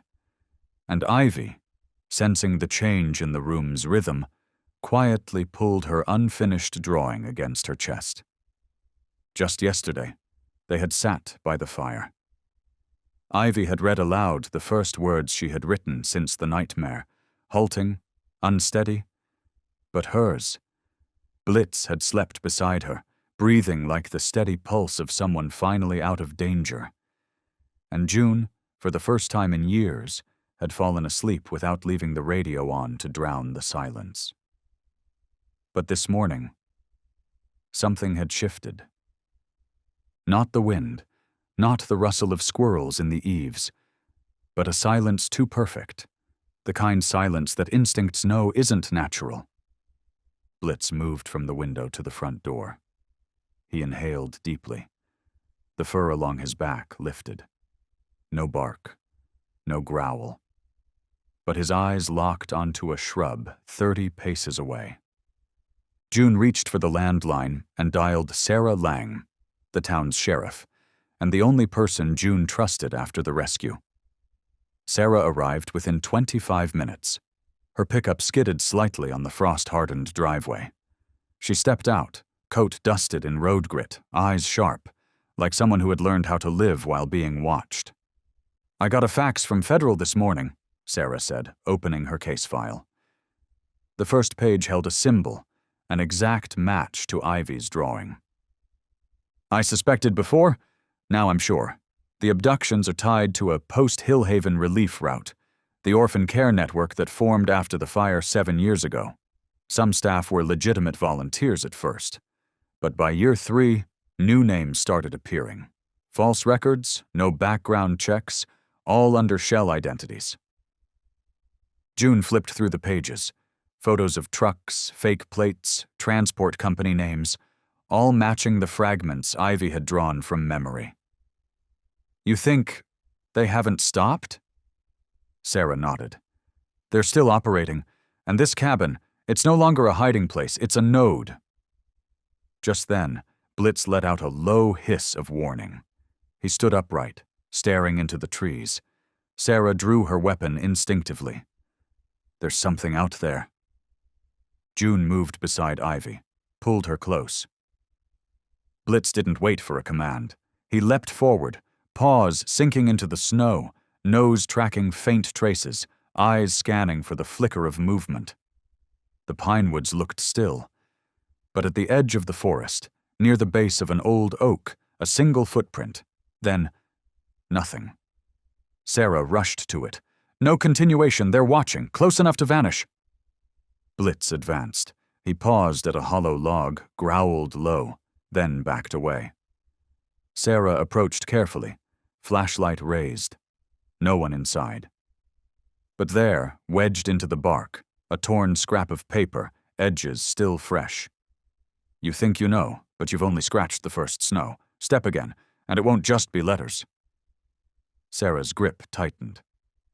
They know Blitz found them, and they're not hiding anymore. They're warning. She looked at Blitz, still standing guard in front of Ivy, his body coiled like a wire drawn tight. He didn't bark, but his eyes burned like a soldier who had come back from too many forgotten wars. Inside, June unfurled a faded map of the Black Ridge Mountains. She marked every point Blitz had led them to, cross-referenced them with the old relief supply lines from years ago. "The real storm hasn't arrived yet," she said quietly. "The one outside is nothing compared to what's slipping back into the soil, into the old roads we thought were buried." Sarah turned to Ivy. The girl still gripped June's hand. But this time, her gaze didn't tremble. She looked out the window toward Blitz, as if she knew that when the next storm came, she wouldn't sit silent in the dark. She would draw, she would speak, in her own language. And Blitz would do what he had always done, stand between her and the dark. That night, there was no snow. But the cold still seeped into every grain of the cabin's wood, as if nature itself was whispering an omen. The fire crackled low in the hearth, each splintering log dissolving into the kind of silence that didn't comfort, but watched. Ivy lay curled under a blanket, her head resting against June's shoulder. June sat in her armchair, a book opened in her lap. The lamp cast a warm glow across her glasses, reflecting lines Ivy couldn't read. But she didn't need to. She just needed the sound of June's voice. Steady, soft, like an old stream flowing through a forest that once burned. Blitz lay at the foot of the bed, head atop his paws, eyes half-lidded. It was a night that seemed ordinary, a night like many others since they had found each other. But mid-sentence, June stopped. Ivy looked up. June was still in her chair, but her mouth froze mid-word, her eyes wide, her hand slipping off the armrest, and the book hit the floor with a thud as light as breath held too long. Panic flared. Ivy shook her, then again, harder. She slapped June's thigh with both palms. No response. June's eyes glossed, her face twisted, one side of her mouth beginning to sag. Ivy sprang up, ran to the landline, fingers shaking, but no voice came out. No scream, no words. To her, the phone was a device of sounds she couldn't command. Blitz bolted upright. He didn't wait, didn't need a signal. With one snap of his tail, he knew. He darted out the front door. No bark, no howl, just movement. Snow swallowed his paws, but he didn't slow. Nose pulling in icy air, eyes scanning the old trail, northeast toward the edge of the woods, where a low brick house lay beneath a thicket of pines, the home of a man who no longer practiced medicine, but still kept a medical kit by his door. Dr. Elias Hawke, once the closest friend of June's late husband. They had worked together at a speech trauma clinic until Elias retired early after a family tragedy. He'd vanished from public life. But Blitz, during a foraging walk with June, had found his scent once. And now he returned. He ducked roots, cleared thorns, ran as though the scar on his left leg had never existed. When the dim porch light appeared through the trees, he didn't slow. He leapt up the steps, scratched the door 3 times, and let out one short, low, desperate cry. Inside, Elias nearly dropped his teacup. He opened the door and saw a worn-down dog, eyes reddened, tongue out, nose crusted with frost. Blitz? He recognized him instantly. Blitz didn't wait. He turned, bounded down the steps, paused, looked back, eyes locked on Elias as if to say, "Come, now she needs you." Elias didn't ask questions. He grabbed his kit, threw on a coat, laced up boots, and followed the guide who was not a man. When they reached the cabin, Ivy was curled beside the chair, arms around her knees, next to June, now lying still, body tilted. She looked up when the door opened. Tears streaked down her face, but her eyes held hope. Elias moved fast, checked pulse, breathing, pupils. His mouth drew tight as the diagnosis formed in silence. Acute ischemic stroke. "Still time," he murmured. "But barely." No ambulance, no clear signal in the forest. Elias reached for the emergency frequency radio. an old survival band system he'd never discarded. "This is Dr. Elias Hawk. I need medevac response, stroke case, June Keller, consciousness low, temporary stabilization in place. We've got 20 minutes to save cognitive function." Ivy stood pressed against the corner. She clutched Blitz's leg, not to hold him back, but as if anchoring herself to a living current. Blitz turned and touched her hand with his nose. Then he sat, eyes locked on June, as he had once sat beside another slipping into darkness. He'd lost that one, his handler. But not this time. 17 minutes later, red strobes cut through the trees. June was lifted onto the stretcher, Ivy wrapped in a wool scarf, Blitz trotting close by. No one spoke. But three hearts, once silenced, once paused, once abandoned, beat now in one rhythm. Together they were rewriting what the word family meant. Room 214 of Blackridge Town Hospital always carried the sterile scent of antiseptics and the steady beep of a heart monitor. Dry, cold, like a background song no one loved, but everyone knew. As long as it played, there was hope. June Keller lay back against a raised pillow, her skin pale, but her eyes held a strange kind of light, the kind only found in those who'd crossed the boundary between life and death, and decided to come back. The window was cracked open, letting in winter air like a whisper. And just outside, on a bench in the corridor, two figures sat close, a girl and a dog. Ivy drew. Her hands still trembled, but each stroke of the pencil was more certain than the last. She didn't sketch forests. She didn't draw symbols. She didn't revisit memories. Today she drew 3 cups on a table, beside 3 pairs of slippers neatly placed side by side. Above them, in crooked handwriting, one word: home. Blitz didn't look at the drawing. He just sat there, eyes fixed on the hospital room window. His tail didn't move. His ears stayed still. But anyone who's lived with a dog long enough knows he was listening to every breath of the woman who brought him back from a nameless existence. A nurse passed by and leaned down, voice soft. "Sweetheart, where will you go after Mrs. June is discharged? There's a shelter downtown. Clean, safe, other kids your age. You'll get to study." Ivy shook her head. Not hard. Not rude. Just the kind of shake one gives to a question that doesn't need answering. She pulled another sheet of paper and drew 3 overlapping circles, then reached over, pulled Blitz closer, and drew a 4th circle, seamlessly connected, not apart, not outside. The nurse froze. There was no column in her forms for official opinion of a mute recovering child. But somewhere deeper, something undeniable stirred. This little girl had chosen her family, not by paperwork, but by survival, memory, and a love that spoke without speaking. The day June was discharged, it snowed again, not the kind that warned of storms, but the quiet kind, the kind that fell thick and still, like white letters from winter delivered only to places that needed a new beginning. The car stopped in front of the cabin. Ivy stood waiting, wrapped in a scarf too big for her frame, holding a small hand-painted sign that read, "Welcome home, Mrs. June and Blitz and me." Blitz ran ahead. He didn't jump.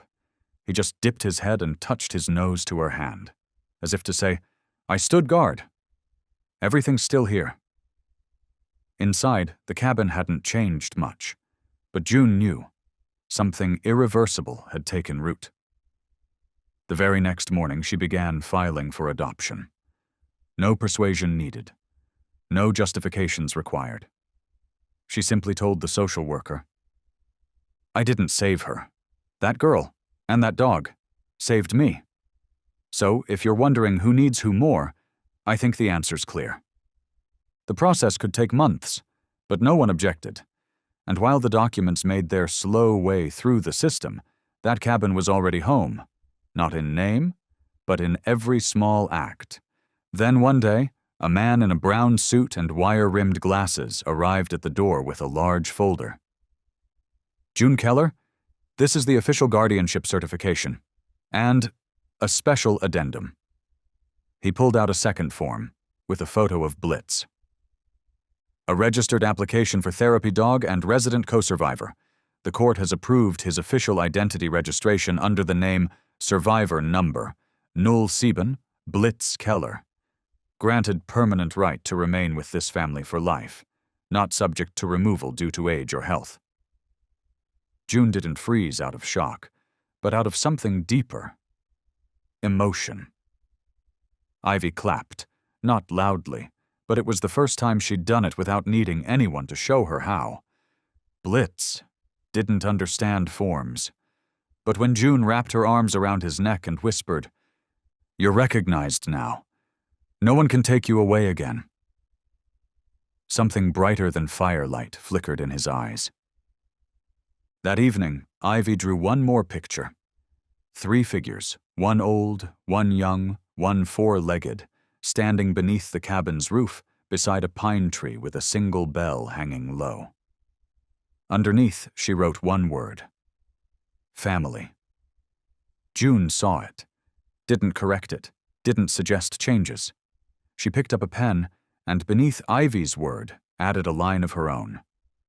Family isn't where you're born, it's where you're chosen to stay. Since the day Ivy moved into the cabin, the East Room, once used to store old medical books and spare bedding, slowly transformed into an entirely different world. A world where every sound was translated into lines, colors, and silence. June cleared a small pinewood desk for Ivy, its surface scarred and worn, bearing scratches from wartime decades ago. But it stood steady. Each morning, sunlight poured through the window, washing the desk in gold, touching every jar of pigment, every broken pencil, every soft water stain not yet dry. Ivy didn't speak, but she had started to tell stories. With pale blues and silver grays, she painted the first storm. A crooked tent like broken ribs, a dark figure cutting through the snow like an arrow needing no bow. With brick red and ash brown, she painted Blitz, his body dulled by smoke, but his eyes burning bright, in the moment he bit through the rope knotted around her wrist.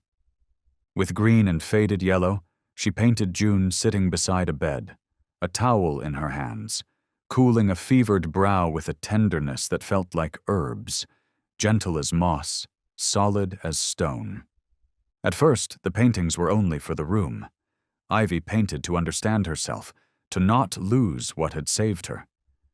But then, on a late autumn morning, when June opened the door for a social worker returning for a home assessment, she noticed the sketches taped to the wall, and she stood still for a long time. "You drew these?" the woman asked softly.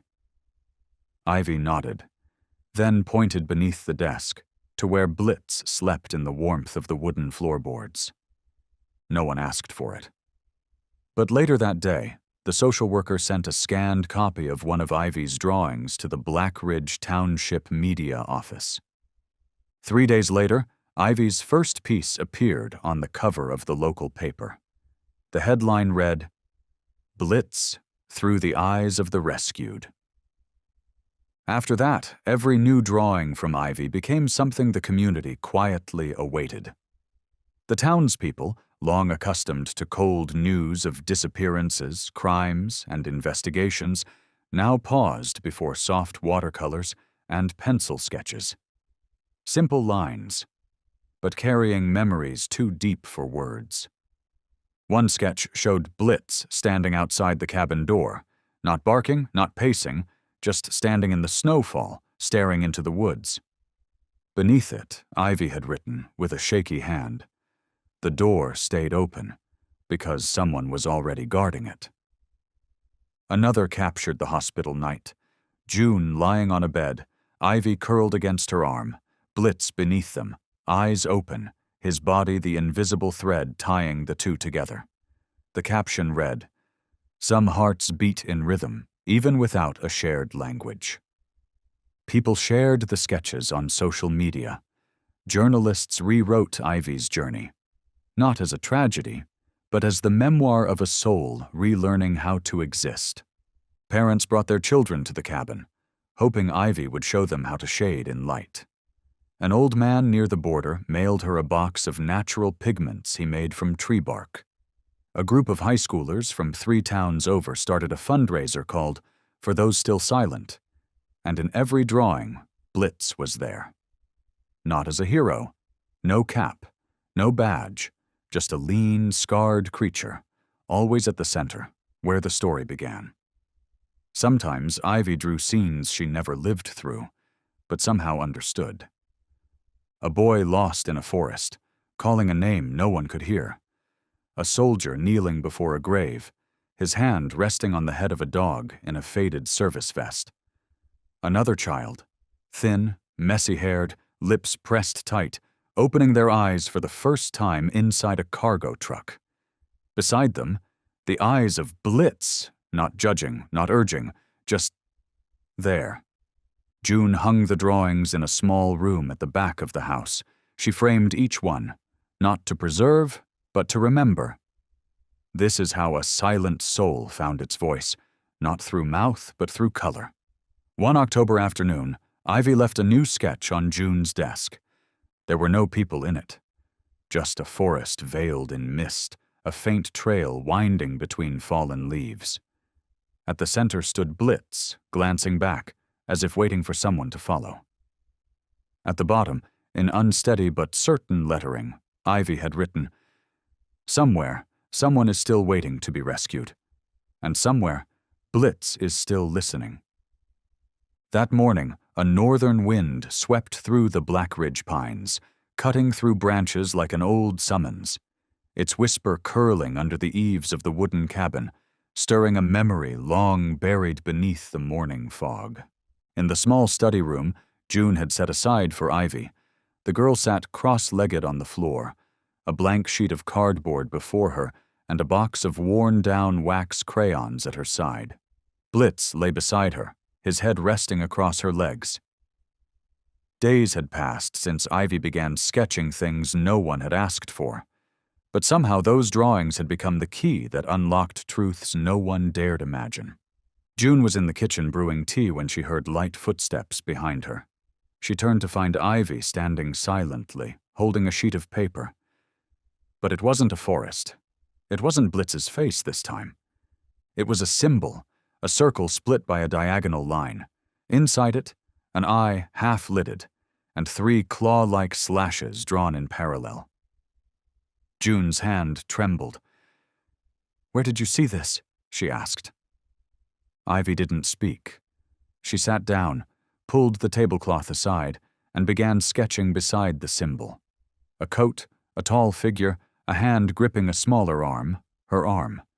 The symbol had been stitched into the left chest of the man who carried her into the van. June froze. Hours later, Sheriff Sarah arrived at the cabin with a thick folder under her arm. When shown the drawing, she went still, then opened her laptop and typed into the Federal Intelligence System. Moments later, a file appeared on screen. Oriole Foundation. Operation suspended in 2017 after multiple allegations of underage trafficking across 2 southern states. Case closed due to insufficient physical evidence. Sarah turned to Ivy. "Where did you see this?" Ivy didn't answer, but she unfolded another sketch, older, its corners worn, showing a silver van with a dented rear door, and faintly in the bottom left corner, that same symbol blurred into dried mud. "She saw it twice," June said for her. "First, on the man's coat. Second, when Blitz led us to the van, the one where they found 5 missing children." Sarah immediately called a federal agent. That afternoon, a remote emergency meeting was held with the FBI. Ivy was asked to provide every drawing tied to her memories. No testimony, no audio, only illustrations, quiet declarations that could not be refuted. One agent, Raymond Kent, who'd been tracking cross-state trafficking networks for 6 years, held the symbol drawing up to the camera. He muttered, "It's the updated variant. The old symbol was purged from the database. They've restructured. And now, they're back." Ivy didn't fully understand the words, but she saw Sarah's face tighten. She felt June's grip on her hand, and she saw Blitz, for the first time in weeks, rise to his feet, walk to the table and rest his nose gently on the drawing. As if to say, "I remember too." The federal case was reopened that night, under a new name, Operation Quiet Mark, because every piece of evidence, every trail, every testimony came not from what was said, but from what could not be spoken. The last light of day spilled amber through the dust-frosted window pane, coating the small study in a soft hue, like honey drifting slowly over old wood. Ivy sat at her desk, head tilted slightly, holding a 3B pencil, the softest June kept in a weathered tin box, reserved only for moments that demanded the deepest precision. Beside her, Blitz lay still, not asleep, his eyes following every stroke as if he understood. Today, Ivy wasn't drawing to remember.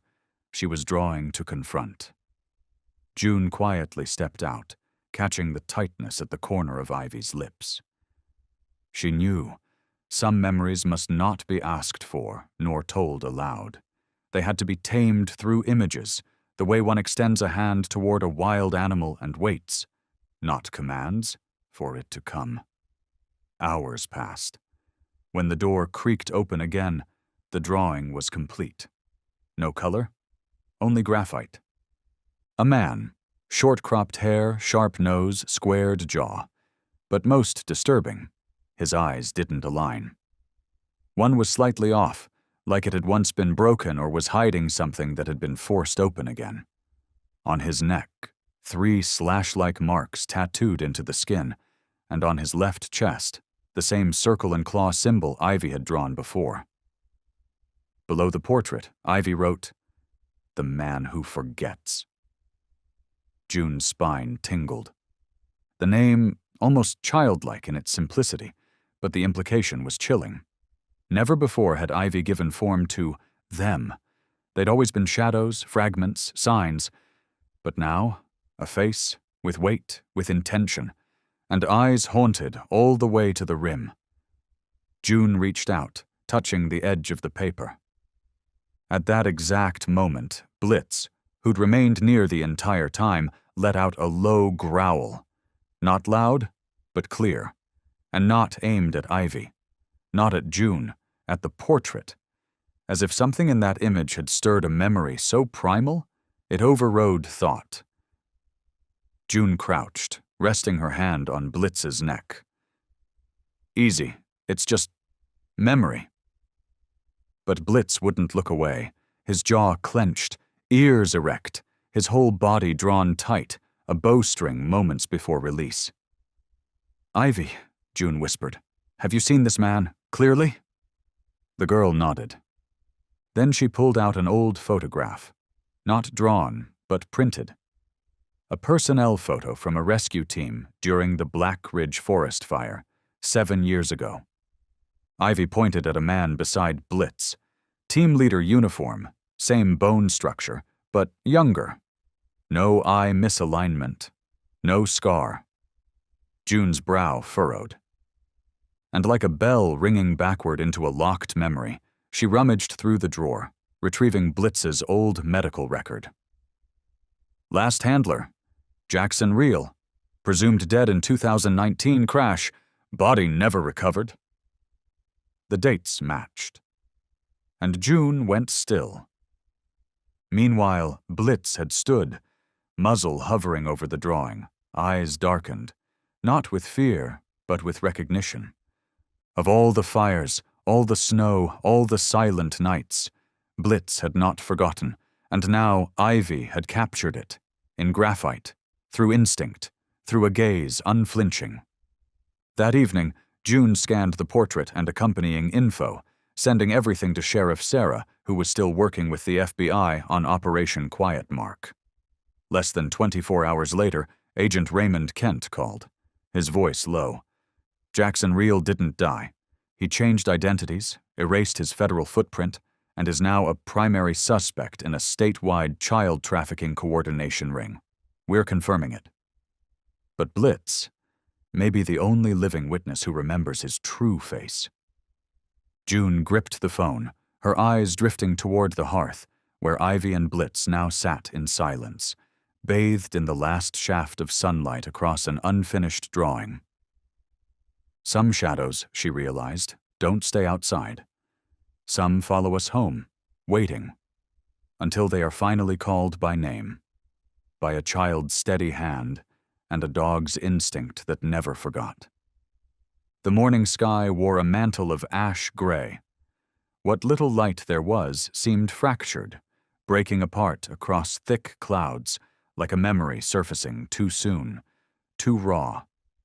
Inside the wooden cabin nestled in the Black Ridge woods, June sat at her desk, fingers turning through time-worn files, their yellowed pages curling at the edges like silent witnesses to a life erased from the system. In front of her lay a dossier bound in faded red fabric, labeled Cascade County Special Rescue Unit, 2017 to 2019. Blitz had once belonged to that team. Not just belonged, he had been irreplaceable. June knew this, not only from the stories whispered by townsfolk about the great wildfire, but because in Blitz's eyes, from the moment he stepped into the cabin, there had always been something more than instinct. Something deeper. The memory of a creature once utterly trusted, then cast out of the system as if it had never existed. Years ago, June had served as a trauma counselor for first responders, which explained why she still kept certain case files, even after retirement. And yet, as she flipped to Blitz's name under the K-9 division, her breath hitched. A blank space, not redacted, not missing, just empty, followed by a hasty scrawl in red ink. Lost in explosion at line 4, presumed dead with handler. No body, no DNA confirmation, no forensic report, just a disturbingly convenient declaration of absence. June's brow furrowed. She pulled out another folder, a confidential file she had archived from post-assessment consultations. Inside it, a support request filed by Marcus N. Reel, now confirmed to be Jackson Reel, the man Ivy had sketched, now under suspicion as the mastermind of the trafficking network. In the report, Marcus claimed he had lost his K-9 partner during a routine mission due to a gas leak explosion at the Line 4 rescue cabin. But one thing didn't add up. The date on the report. February 17th, 2019. The official incident report? February 19th, 2019. 2 days difference.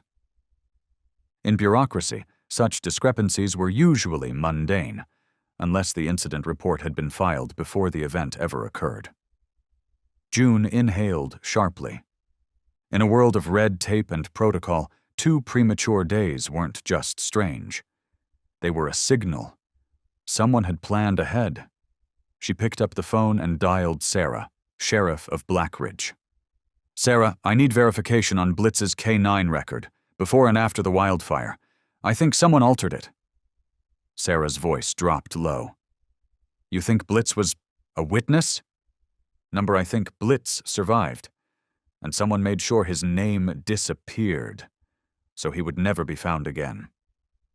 June sent the files via internal courier to the federal legal office.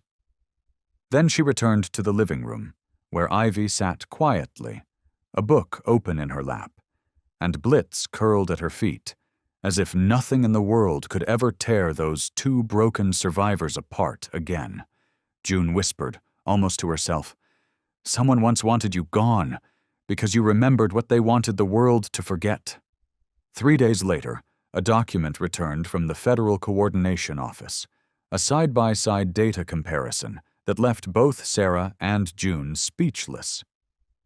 In Blitz's initial year of training, he had scored perfectly in high-risk detection.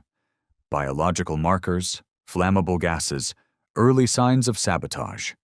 He wasn't just another rescue dog. He had been assigned as a direct shadow to team leader Jackson Reel during structural inspections. And it was Blitz, only Blitz, who flagged irregular gas traces in the Western pipeline nearly an hour before the explosion occurred. An explosion long deemed unforeseen.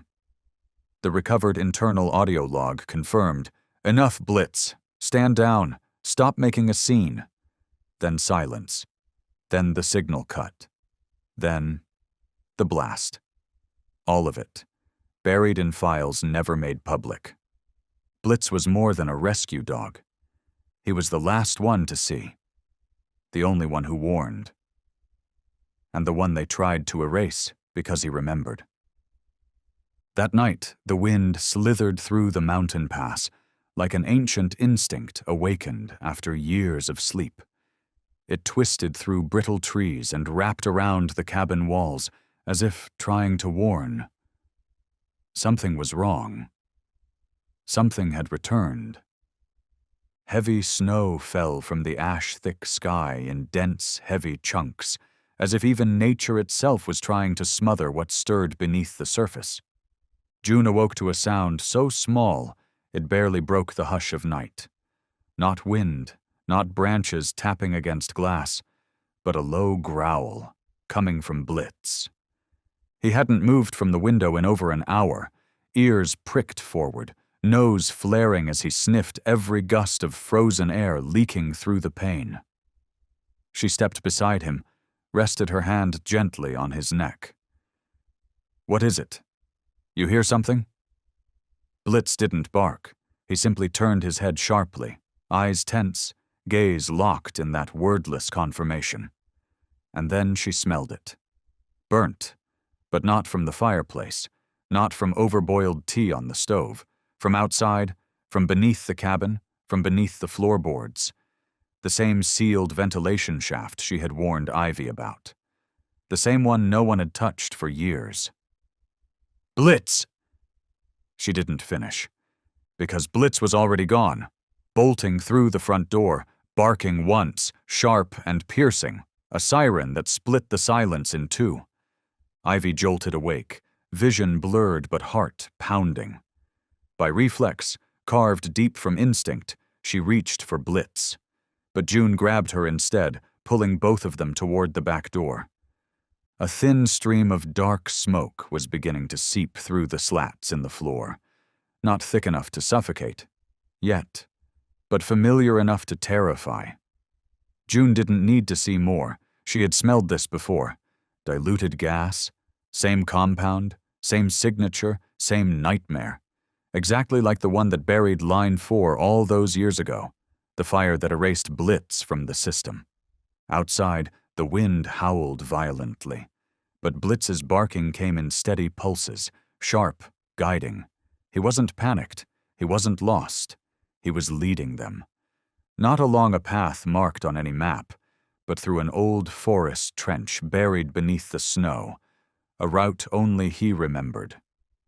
3 figures, one old, one young, one loyal, emerged from the forest's edge just as flames erupted upward through the cabin floor like a sprung trap. Not from above, but from below. In that moment, the snow turned orange. A fire returned to the winter. 12 minutes later, Sarah arrived, having traced the emergency signal from the personal locator June kept hidden for moments like this. When the fire crew arrived, the cabin was nearly gone. Miraculously, no one was injured. But what stunned the responders wasn't the fire. It was how it had been set. Sarah pulled June aside, voice hushed. "You said Blitz was discharged after an incident like this?" June nodded. "Not similar," she whispered. "Identical." Preliminary forensic review confirmed. The detonation had come from beneath the wooden floor, triggered by a delayed thermal sensor. An old technology, once used in fire safety training exercises, decommissioned, illegal outside military zones since 2018. Sarah's brow furrowed. This kind of setup, only someone from the original rescue team would know how to use it. June reached into her coat pocket, pulling out an old printout, a personnel record from years ago. One name was underlined in red: Merrick O'Halloran, Technical Supervisor, Line 4 Rescue Division. He had overseen training rigs, controlled the gas reactors for simulation drills. After the explosion, Merrick vanished, claiming he'd been reassigned. But when Sarah keyed his name into the federal system, the result was chillingly clear. No valid personnel record since March 2020. Erased, vanished. And now, fire had returned.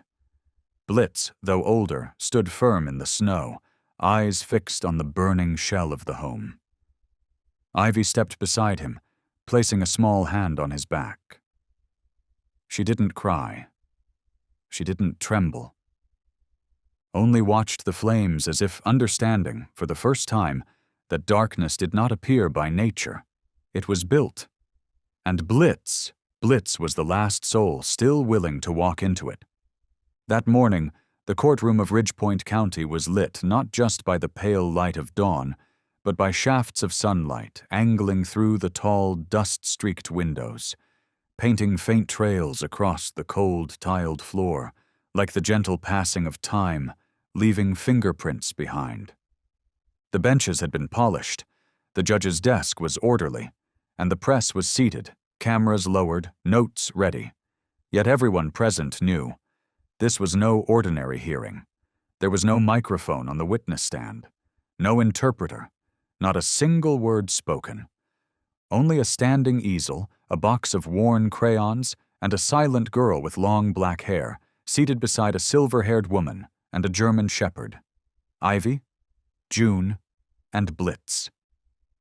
Judge Harlan, a man known for his stern allegiance to the law but gentleness toward what is right, leaned forward, eyes resting on the case file before him. He had been briefed. The key witness could not speak, but the girl had endured one of the most brutal abductions in state history, and she had her own language, testimony drawn in silence. The prosecuting attorney, Ms. Sandoval, approached. No prepared argument in hand, no show of force, only a light hand on Ivy's shoulder and a simple nod. No summons, no urging. Ivy opened the crayon box, pulled out the black one, and began.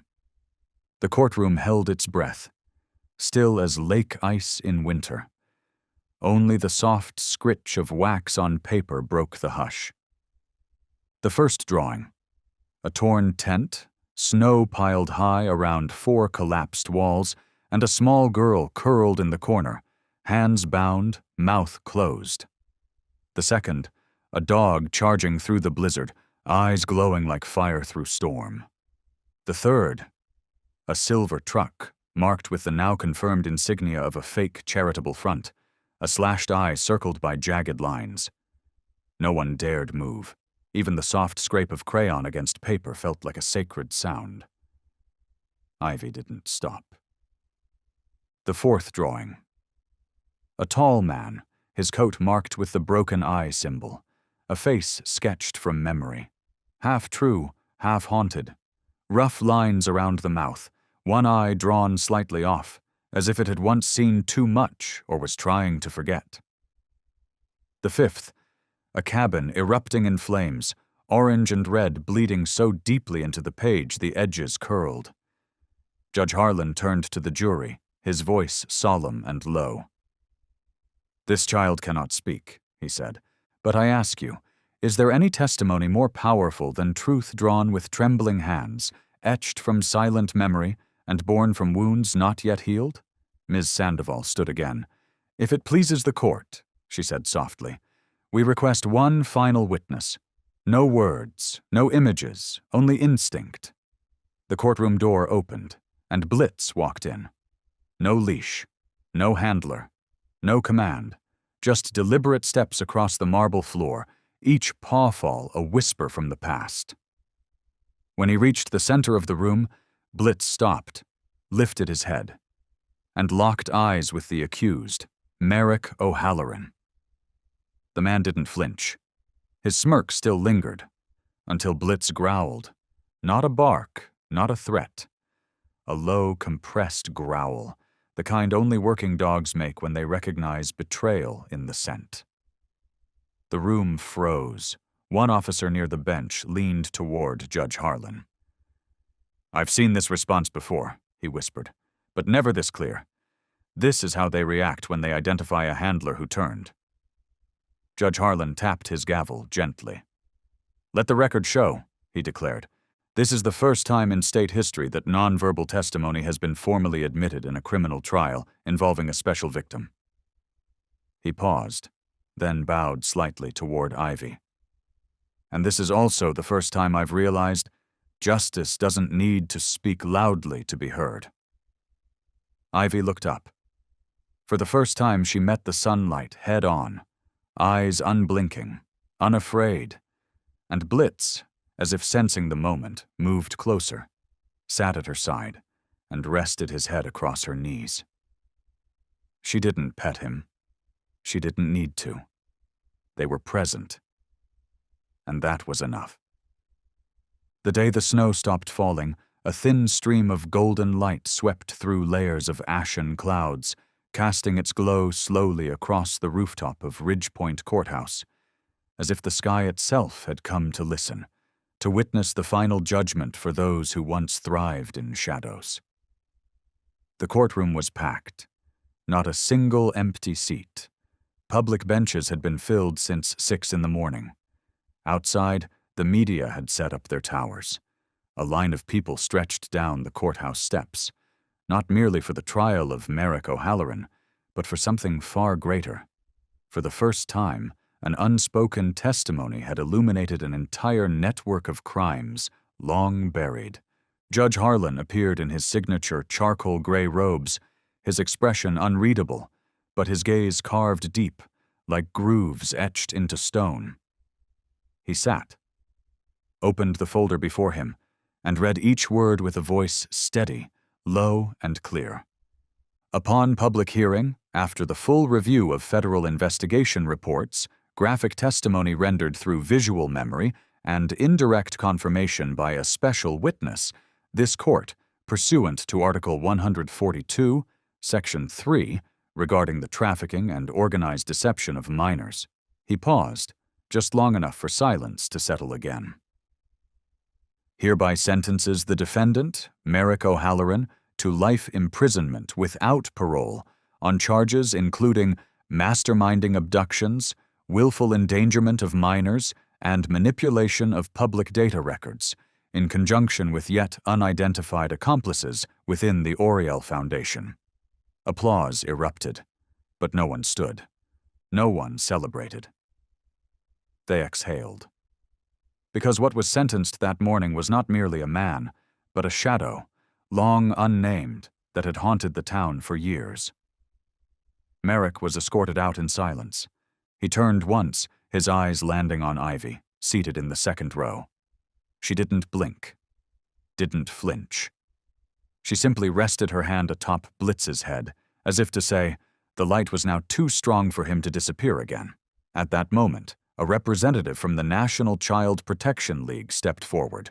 On behalf of federal agencies and the human rights community, she began, we hereby recognize Ivy Keller as the principal witness and the surviving voice in the reopening of the Oriel trafficking case. As of today, she will be placed under full protective status, granted all survivor rights, and most importantly, she will be heard, even without words. Ivy didn't cry, but something shone in her eyes that hadn't been there before. Presence. She was no longer a shadow, no longer the forgotten child. She existed, and the world acknowledged it. Then came the officer from the United States Canine Bureau, stepping up to the stand, holding a deep blue velvet box. Inside, a silver medallion in the shape of a wolf's head, its eyes inlaid with copper-red glint. For the first time in the history of rescue and civil defense, he said, we award the Medal of Recalled Instinct, a newly created honor, to a being who saved lives not by command, but by memory, instinct, and a loyalty that rose beyond survival itself. He knelt down and gently attached the medal to Blitz's worn collar. Blitz did not move. He sat still, like a living statue carved from loyalty and time. The entire courtroom rose. No one told them to. But they knew. A creature like Blitz did not need to bow. He only needed to be seen. Blitz turned his head, met Ivy's eyes. And something inside her glowed, not from the flashbulbs, but from within, because for the first time, she had found a voice in someone who didn't speak. Amid the applause, the shutter clicks, the tears in people's eyes, a quiet moment emerged. Small. True. It lived in June's slow nod, in the way Sarah looked at Ivy as if seeing her own daughter, and in the low, steady growl that rumbled from Blitz's throat as he turned to leave the courtroom. Not a warning. Not a cry. Just a reminder. The light hasn't ended. It has just begun. Mornings in Blackridge no longer carried that biting chill of years past, when the wind howled like a ghost of loneliness, and the damp air clung thick with dreams left unhealed.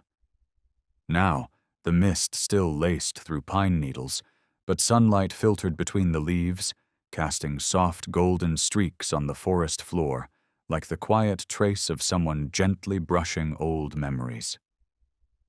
In the wooden cabin, nestled at the forest's edge, once a refuge for 3 forgotten souls, new colors had found their way in. A small bookshelf by the hearth, a chalkboard covered in white dust ideas, and a writing desk by the window where the light always lingered longer than anywhere else. Ivy sat there, her long hair now tied neatly at the nape of her neck, her face bearing a quiet grace touched with age, yet her eyes still held that clear, unwavering light nothing could dim. On her desk lay the manuscript for the 4th volume in her children's book series, Blitz and the Girl Without Words. The stories didn't recount the pain. They painted the journey. Of a dog who once guarded dawn, and of a girl who used to speak only through fear, but learned instead to write in the language of the heart. Ivy didn't write from memory. She wrote from what had outlived memory. The first book had been read by thousands of children in remote mountain libraries, places where internet signals faded but young hearts still yearned for something true. Stories of the once broken who stood again by a strength no one saw. At every community reading, Ivy brought a blank canvas for the kids to draw on with her, just as she once used drawings in place of voice. Across the room, June sat in her armchair by the fire, wrapped in a thin wool blanket Ivy had hand-knitted last winter. She no longer ventured into the woods, no longer read at night, but in her gaze was still that quiet presence, as if even the frailest part of her body carried something enduring, something ancient. Hope. When Ivy brought her a cup of ginger tea, June smiled faintly, a smile so soft, and yet enough to let the one across from her know. She was still here, not as a patient, as a root. They didn't speak often. In truth, most of their days passed in silence. But it was a full silence, the kind that needed no explanation, where each breath was a way of listening, and each touch a gentle hello. The cabin door remained open all day now. No lock, no latch. And Blitz, though he no longer ran, no longer bounded through snow like he once did, still lay there, beside the threshold, head resting between his front paws, eyes fixed on the woods. Whenever a strange sound came, a snapped twig, a distant step, Blitz would raise his head. He didn't growl, didn't bark, he simply looked, as if the old dog wasn't guarding the cabin, but something no one could name. Peace. The children from the nearby orphanage came often on weekends, each one orbiting Blitz like little moons around a worn sun. Even though he no longer played, the moment one of them sat beside him, Blitz would nuzzle their hand, just as he had with Ivy long ago, when she had no name to be called by. In Ivy's journal, there was one line written in deep blue ink. As long as Blitz lies at the door, peace hasn't moved out. There's something strange about the way time flows in the town, nestled beneath the Black Ridge Range. Winters come later, the wind is gentler, and sunsets, just a thin veil of gold at the edge of day, always fall precisely as the school bell rings from the only elementary school in town. Every Friday afternoon, the small assembly hall was cleaned spotless, rows of plastic chairs arranged neatly, and across the whiteboard at the back was written in bold marker, "Today, Miss Ivy Keller will tell the story of Blitz, the dog who guarded hope." No announcements needed, no calls for attention. The children filed in by themselves, eyes wide not for a lesson, but for something that felt like an old promise. A promise that today someone would tell them a real story, not of dragons, not of magic, but of a dog who searched for the lost, and a girl who once said nothing, but made the world listen.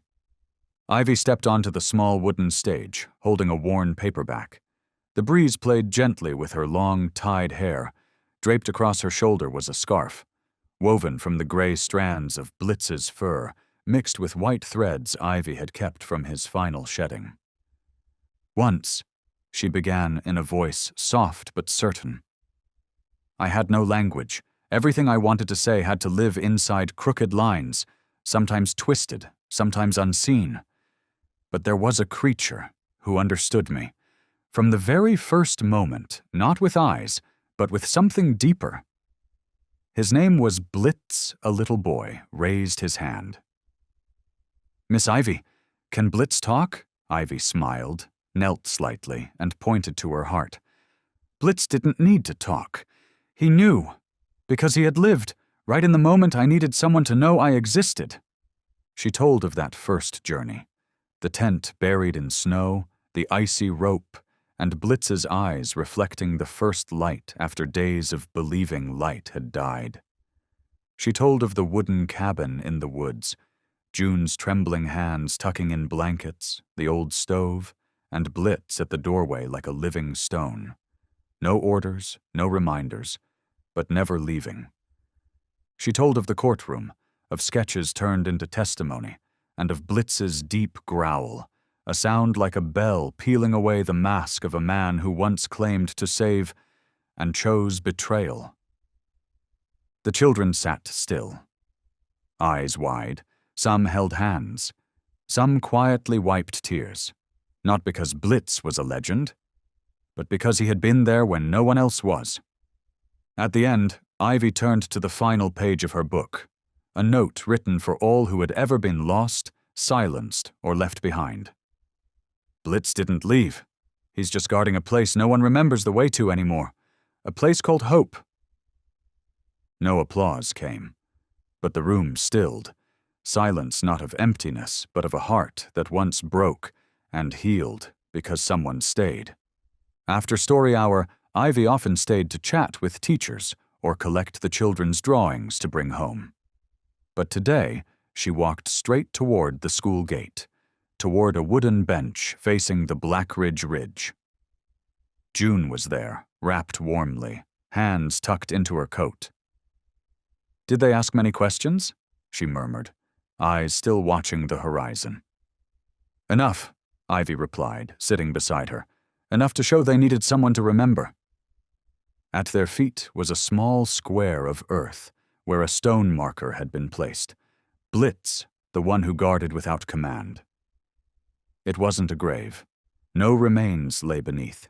It was simply the place where Ivy scattered Blitz's final handful of fur on a spring afternoon, when he closed his eyes, not from illness, not from pain, but as if he had kept one last promise.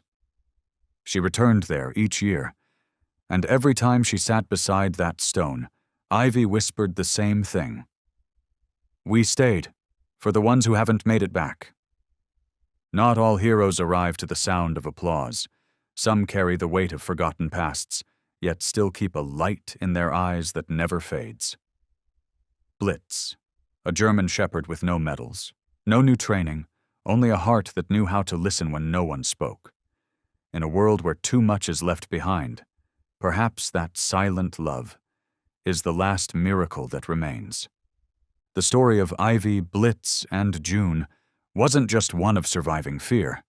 It was a story of preserving humanity inside the wounds of those who were lost, but found each other, because a dog never abandoned his post.